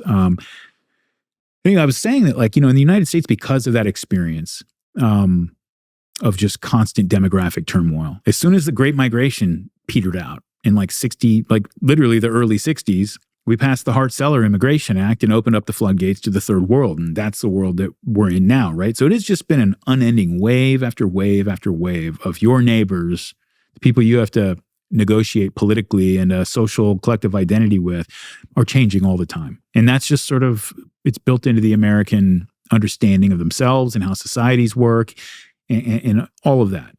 Like, I would say that there's only maybe the only time the United States, like, really, at least maybe like you could say right after the revolution, but like the period, like from 1941, right around that era, that time up to maybe the mid-50s, when the Great Migration started to drive all of the European ethnics out of the cities into the suburbs and stuff. Like, there was that period where we almost pulled it off. We almost pulled off constructing a solid and sustainable national identity that, obviously the fly in the ointment ended up being that there was 10% of the population who weren't really included in that, the African-American population.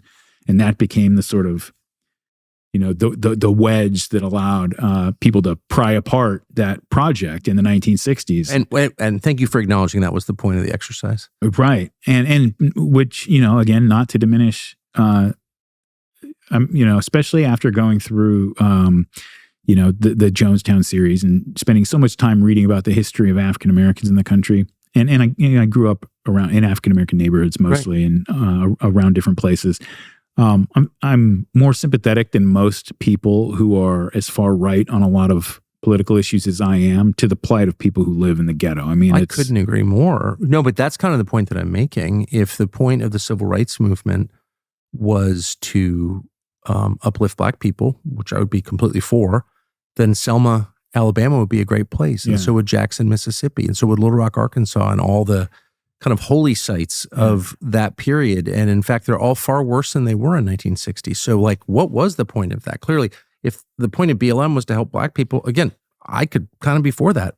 But I mean, the point of it, so there's two elements. There's two answers to that question, really, right? One is there are people out there who absolutely saw it as a wedge issue to spark revolution in one sense or another, disintegration of the country. You saw this in the 1960s. Tom Wolfe's written about it, but a lot of people have written about how, you remember back in 2008, how when Obama started to rise to prominence, and a lot of the older Republicans were throwing out, he's a community organizer, none of the younger people, that just didn't land with younger people at all, because they had no frame of reference for the 60s and 70s and stuff. They didn't know what that meant.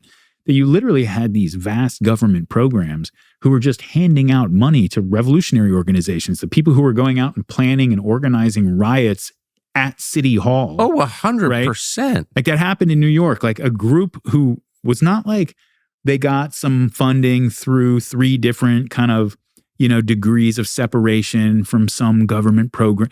They were literally just basically an agency of the New York City government. They were literally just fully funded. Their leaders were appointed. Well, they're paying for all the street gangs. And that too. And this group went and held a protest at at City Hall, invaded City Hall, trashed the place and everything. And this is a government-funded like organization. So that's what people had in mind. And it didn't land with the younger people I noticed back then. So you have those people.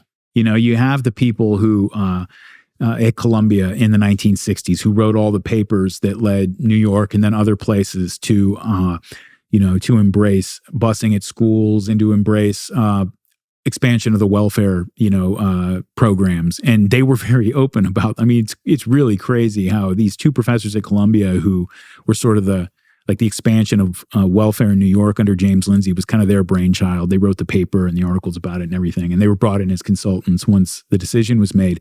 They're literally writing in their papers, if anybody at City Hall had cared to read them, they weren't saying this is going to make poor people less poor.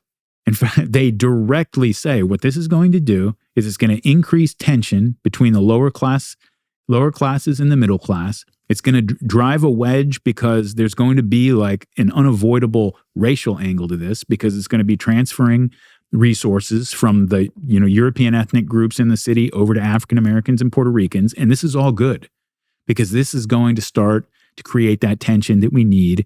It even says they said that out loud. Yes. They wrote about it in a I can't remember which magazine it was at this point, but it was like The Atlantic or something. It was like that prominent magazine. It was like a summary of their academic findings, right? And these are the guys who they were the impetus for the expansion of the welfare programs in New York. They were brought into City Hall to like explain how to implement it and stuff. They even say that a positive benefit of this is it's going to make all of these people more dependent on the government. It's going to make them where they're. So, you have that angle of it, right? You have that side of things in those people who they know what they're doing and they want to tear this down. I think that in a lot of ways, they're the drivers of a lot of it.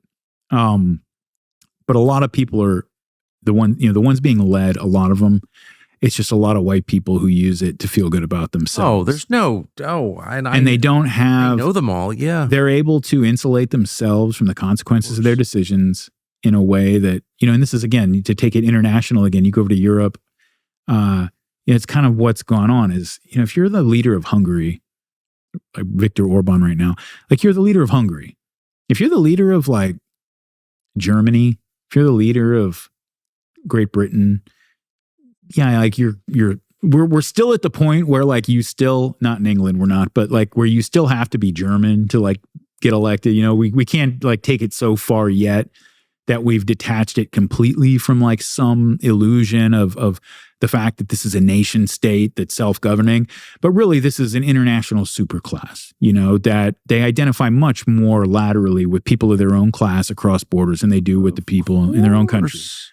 And, that mentality is what makes it possible for them to do the things that they're doing to the people that they have power over. So what, at this point, you describe what's happening to Europe as the worst thing, not just the UK, but maybe especially the UK, but also Germany, Spain, Ireland, as you noticed, really everything west of Central Europe of Hungary is increasingly not European. So what, does that trend continue or stop or what happens?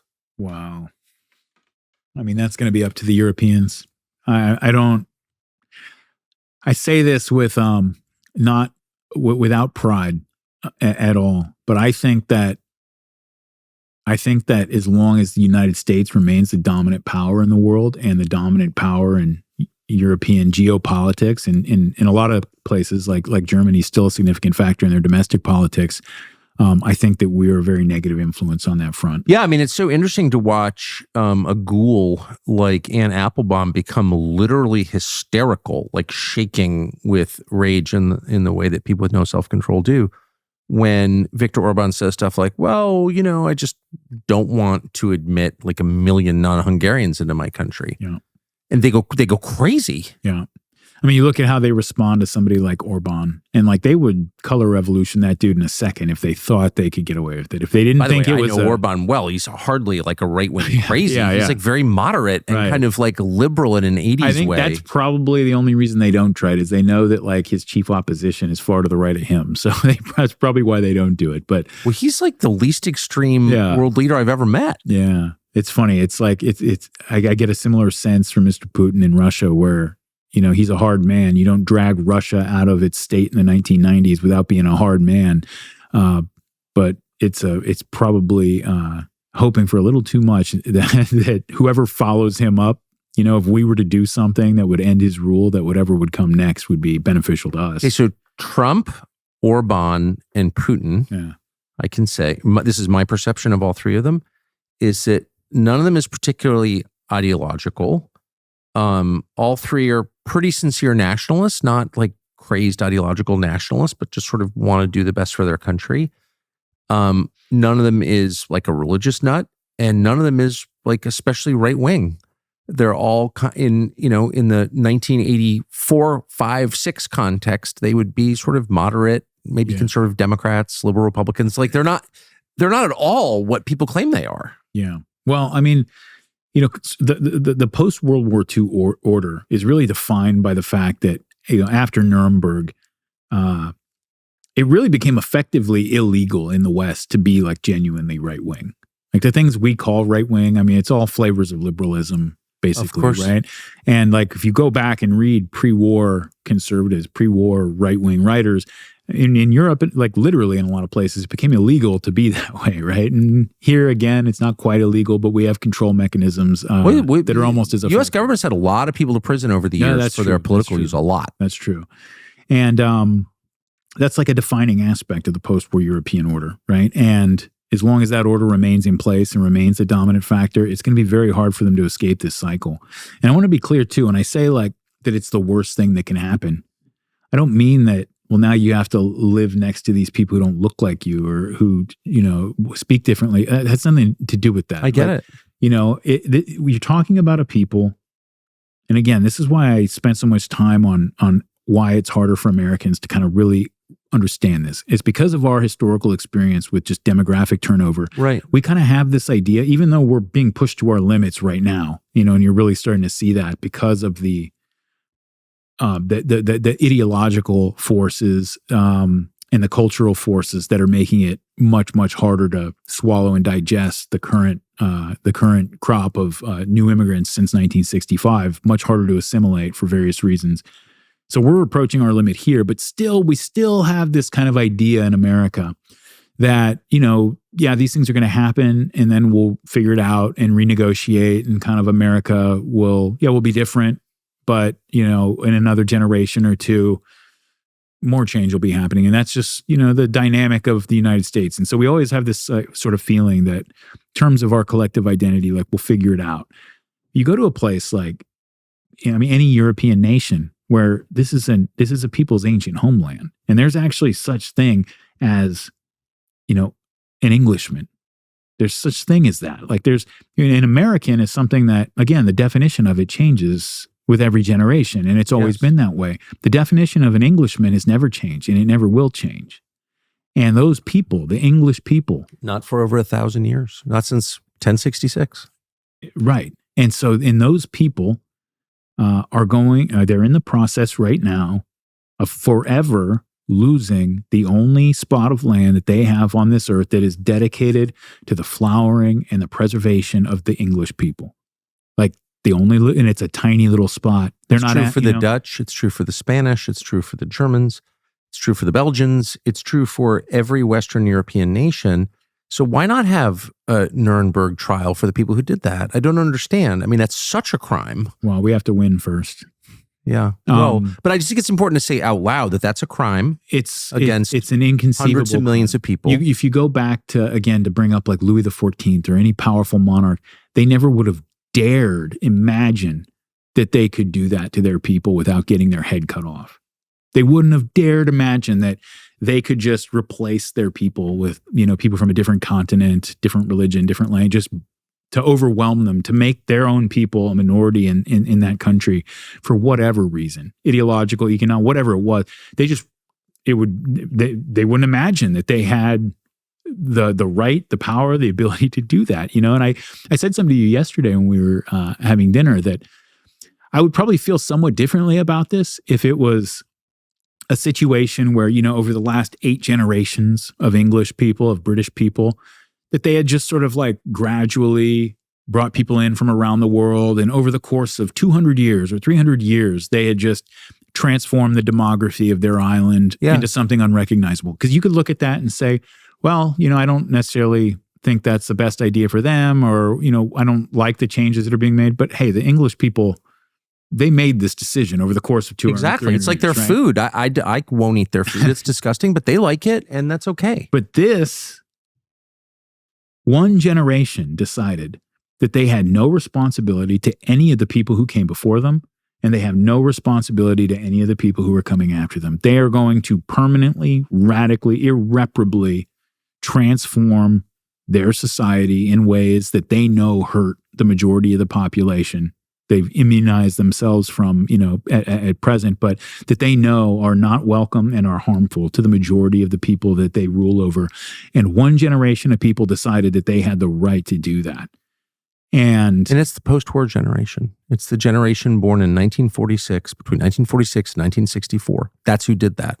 Yep. So it's hard to escape the obvious conclusion, and I suspect this is part of what's driving your current project, that war didn't just redraw borders, but it changed the world in ways that are still unfolding, and that whose like profound nature we're only now beginning to appreciate. Is that right? Sure. I'm a big fan of the writer René Girard, right? He talks about, he's got this whole big theory about the origin of human religion and sacrificial ritual and stuff. But putting aside like his broader speculations about the origin of religion, one of the things he talks about is if you look through the myths of every society you can pretty much think of throughout history, if you look at like the national origin stories of any nation or people that you can think of, it is almost without exception, and it may be without exception, that there's blood at the beginning of that story. There's, and it's framed, because it's a sacred story, it's framed as sacrificial blood, right? And now sometimes, like, he'll give examples of... That is true. He'll give examples of sometimes, there's like his basic theory, right, is that when a society finds itself in a time of tremendous turmoil, and it may be just disunion, or like people can feel like we have right now, since like 2015 or however long it's been, there's just this tension where people kind of, in moderate people, regular people that aren't typically political, right and left for that matter, everybody kind of has this feeling that this can't just keep going the way it's going. Like, we're approaching some sort of a point where decisions are going to have to be made, confrontations are going to have to occur, and a decision is going to have to be made because there's just too much ambivalent energy pulling us in every direction. People feel it in their daily lives, and and so that starts to happen to a society. And he points to all these examples throughout history and ancient mythology, right, where he'll talk about how there's some problem that was, a plague is plaguing Thebes, and whatever example you want to give. And they find the scapegoat person for this, and Jonah being thrown overboard into the sea, to calm the storm. And what do you know? We found the culprit, we found the perpetrator, the one who had like brought this curse upon the city because of his own private sin or whatever it was, and we got rid of that person, and now everything is actually better. And now the plague went away and the storm stopped and something. And so what Girard says is, and this is a very interesting insight, I think, is he says what these all are, these are post hoc apologias for what these people did. Exactly. They're looking back and saying that, this person who we murdered, that we had to do that, but then there's another little weird dynamic where that person sort of becomes deified, because at the end of the day, they did have the power to restore order and peace to the society, to make the plague go away. And there's also a sort of ambivalent feeling, because somewhere in there, they do know that they murdered this person as a scapegoat. And so he gives an example, by the way, of like, obviously he talks about the Christian story, the crucifixion. And he says, you have a time like where this is like Jerusalem was full of revolutionary ferment. There were rebel leaders and riots. There were messiahs cropping up saying that they were going to lead a resistance against the Romans. It was a very, very, very tense time. And the community, the Jewish community in Jerusalem, was able to sort of go through this process of uniting around the need to eliminate this victim who, at least at present, is like responsible and emblematic of all of the mounting insanity that's sort of engulfing us all right now. And the difference, though, and why Christianity is what it is, like you think about the idea that we have the cross as our symbol, which is so strange to people who are not Christians. It's like for people today, you would have to think about, like, for the visceral sort of way that somebody in the Roman world would have witnessed that, would have seen that, it would be like your religious symbol was like a corpse hanging from a noose. Exactly. Or a meat hook. Yeah, right. And so, like, that's what they would have seen. That's kind of crazy when you think about it. Like, wow, what is going on there? Like, your God came down and he was murdered and tortured, put up on a cross, and that's like your sacred symbol of him. You're not trying to forget that part of the story or sort of pretend that didn't happen. That is the story. Very strange, right? And it's because this process that every myth, Girard says, was based on throughout history, that you see apologized for and rationalized in every one of these myths. There were people who were following Jesus who refused to go along. And they said, no. He was innocent and you murdered him. And they refused to back down from that. And you look like in the book of Acts, when Stephen gets martyred, they freak out and stone him, not when he's making doctrinal points. It's when he gets to the point, he says, you murdered him. He accuses them of murder and they stone him for it. And you had these people who were willing to die for that. They were willing to stand with the victim of, this mob attack, of this scapegoat attack, and die with him if necessary. Because, to a Christian, like, that's what martyrdom means. It's different than like what a Muslim means by it usually, right? You can go to war and die in war and you're a martyr, like in the Muslim world, which is fine. Like, they have their way of looking at things. But to a Christian, it doesn't mean you're dying for an idea, dying for Christ. It means you're willing to die with Christ. If you see a mob picking up stones and surrounding an innocent victim, you're not going to slink away. You're not going to pick up stone. And if you do, then, then you're making an irreparable, sort of irrevocable choice at that point. You are going to stand with that person against the mob, even if it means that you die with him. That's what it means. And if everybody does that, then you have a transformed society and the kingdom of God is here. And so as a counterexample, Girard uses a holy man, late first century, early second century, called Apollonius of Tyana. And he was a pagan holy man who they constructed a biography for him that is essentially the same as Jesus. Virgin birth, born in a manger, 12 disciples, eventually died and like was brought back to life. And like, so it's like, it's a clear like ideological refutation of this growing Christian myth that's starting to take over the pagan world. And one of his most famous miracles that he performed was there was a plague that was engulfing the city of Ephesus. And nobody knows what to do. And so they call up Apollonius of Tyana. You got to help us with this plague. And so he goes up there and he says, okay, I'll help you, but you have to agree ahead of time. You do exactly what I tell you to do. They say, okay, great, just help us. And so he leads the community to this town square. And there's this old beggar who is, raggedy clothes, filthy, no teeth. He's just a destitute, broken, like old beggar. And he tells the people around, he says, now pick up stones, kill that man. And at first they're like, I don't know about this little word. And he's like, you want a plague to continue or not? Kill that man. And so one stone flies, and as soon as one flies, two fly, and then their whole thing. And so they cover him, they stone him to death. And he's covered with like a cairn of stones, essentially. And as they're stoning him, his eyes flash red and he bares his teeth and they realize it's a demon. And so they finish him off. And at the end, they clear away the stones. And what they find is this giant frothing at the mouth, like dog demon thing. And then the plague goes away. And what Girard says, or he doesn't put it this way because this is a little too provocative for him, but I'll put it this way. What you're reading there is the story of the crucifixion as it would have been written from the perspective of the Pharisees. That's what that is. Of course he was, because like, here's the crazy thing is they're not imagining that after they kill that guy, that everything's getting better.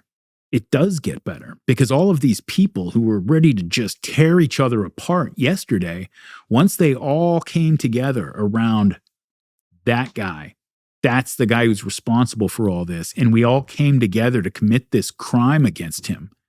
we're all in this together in a way that we weren't before. Right. There's catharsis and then unity. Yes. And so it actually does work in a very perverse way. And that is now, of course, it doesn't last. And eventually you have to go through that cycle again. Well, that's why human sacrifice continues. That's what Girard says. Have an abortion, be happy, right? And that Christianity is the answer to all that. And it's why that, you can look and show similarities between, Isis, Horus, Osiris, and all these various things. Yeah, sure. Like there's structural similarities in other myths to certain aspects of the story, whatever.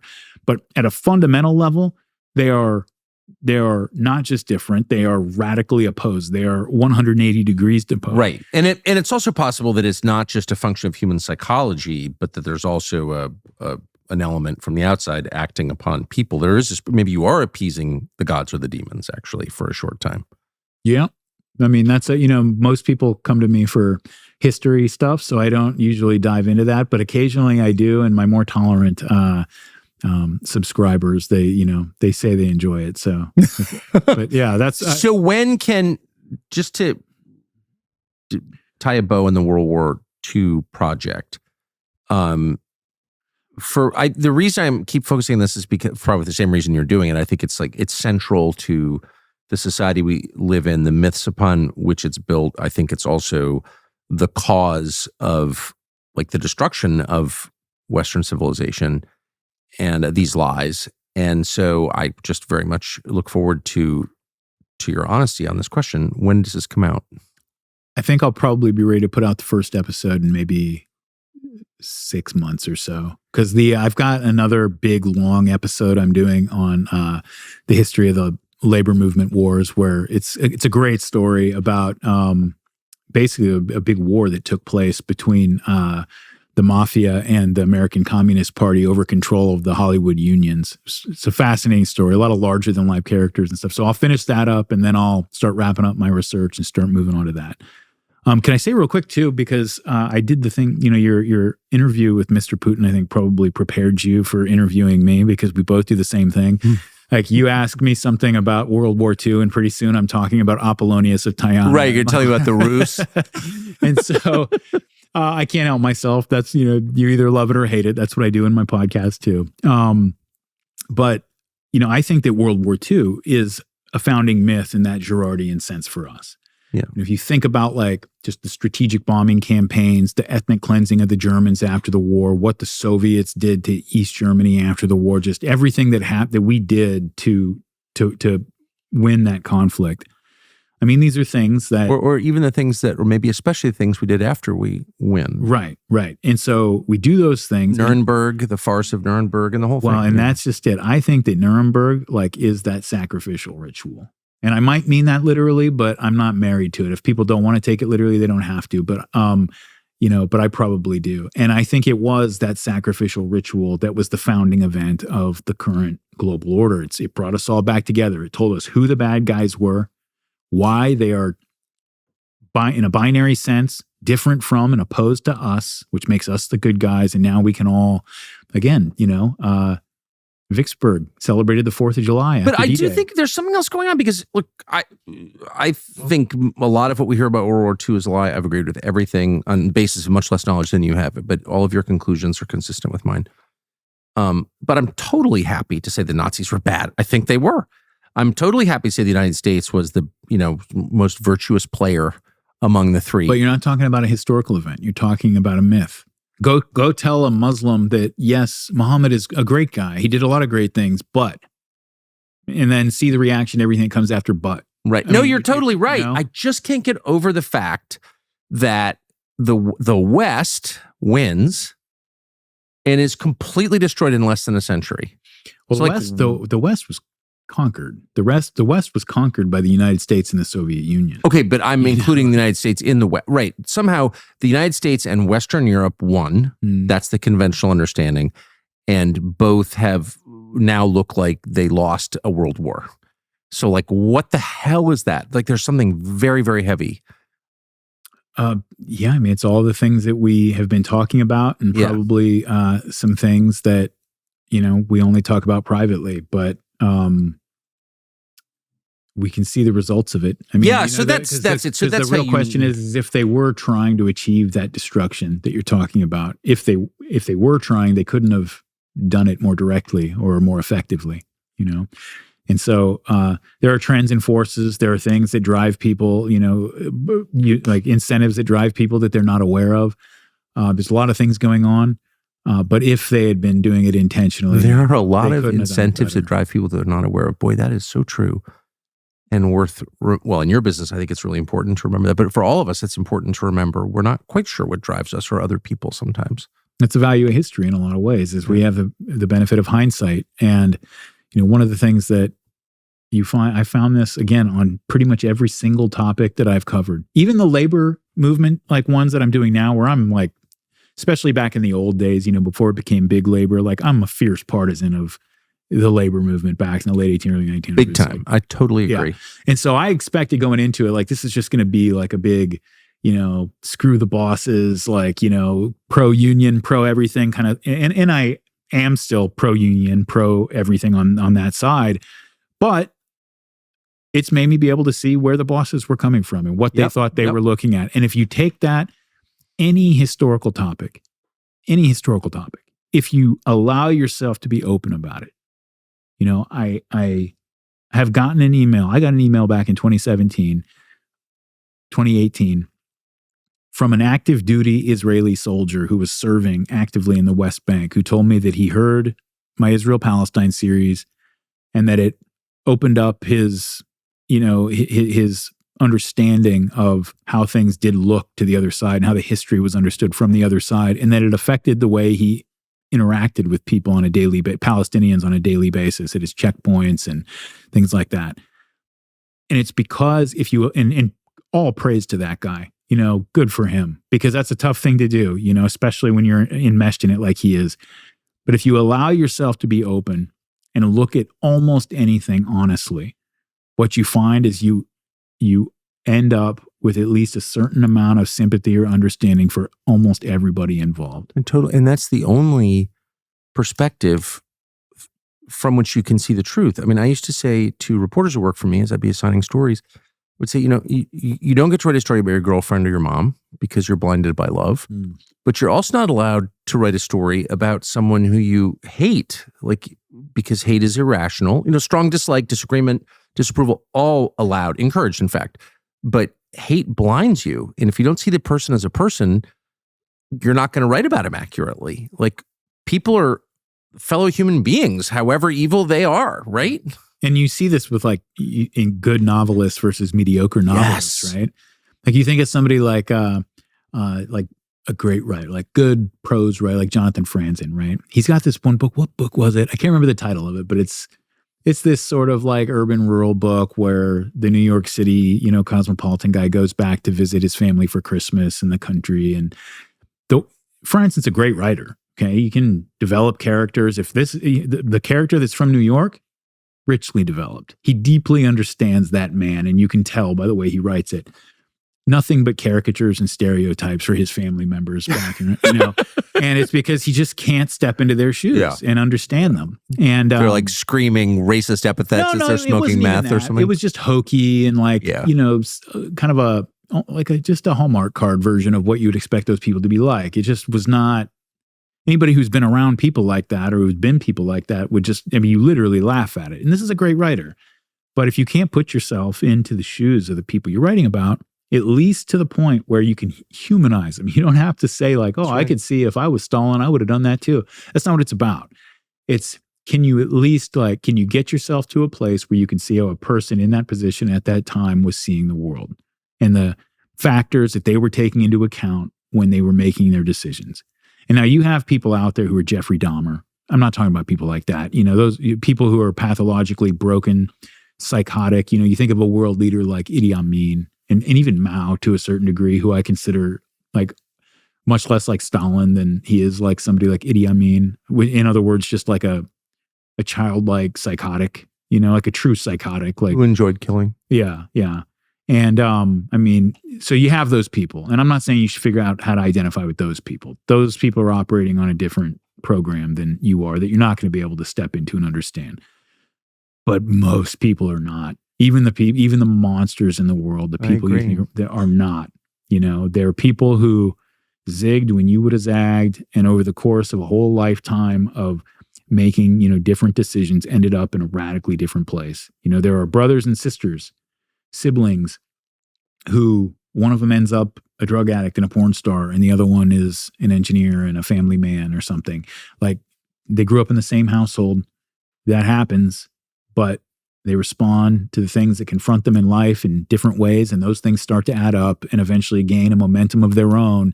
And pretty soon, unless you it's very easy to get caught up in that and let that rule you. And that's what happens in most historical events, because most historical events are about groups. They're prominent individuals, but ultimately they're about groups of people. And so, the averages tend to win out over time. So, last thing, for people whose appetites have been whetted to experience what the history that you produce, where can people find this series, your labor series, your Israel-Palestine series? How can they hear this? Sure. So my main podcast is the Martyr Made podcast. How are we spelling Martyr Made?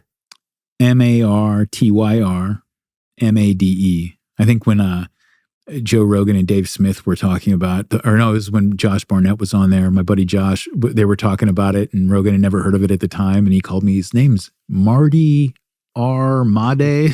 So, but yeah, Martyr Made, martyr like Allahu Akbar, made like made in America. And those are my long form history podcasts. And they're found where? iTunes, Spotify, wherever you want to look for them. They appear on my Substack as well. The Substack is where I do a ton of subscribers only content. Once you get done with the countless hours of long form history podcasts, there are 50, 60, maybe 70 more podcast episodes behind the paywall on Substack, along with thousands of pages of essay series and things like that, where I kind of get deeper into subtopics and just tangential topics that I would like to talk about in my main podcast, but just can't quite fit them in and keep the narrative on track. Your main podcast has no advertising? No. So total revenue to you for years of work is right around zero, in that range? For the podcast itself, yeah. The podcast itself. I just think that's amazing. We were at dinner last night. I'm like, you're saying it took me 5 years to do this. I said, I'm sorry to be vulgar and like a capitalist about it, but like, how do you pay your mortgage? What do you make on that podcast? She's like, nothing. Yeah, well, the podcast is an advertisement, right? If people listen to them, they like them, and then they find out that I have a subscriber. In TV, we do a tease. It's about 30 seconds long. There you go. Yeah, mine are 7 hours long. So, so your Substack also Martyr Made? Yes. And that's subscribe.martyrmade.com. And it has to be that, because if you go martyrmade.substack.com, Elon kills it on the X algorithm. So subscribe.martyrmade.com. I do another podcast with my friend Jocko Willink, who's a retired Navy SEAL commander. A lot of people have heard of. We do one called The Unraveling. And how often? Well, lately, not as often as we should. We've been having trouble making our schedules meet up, but we've got 40 some episodes out at this point where we talk about more current historical topics.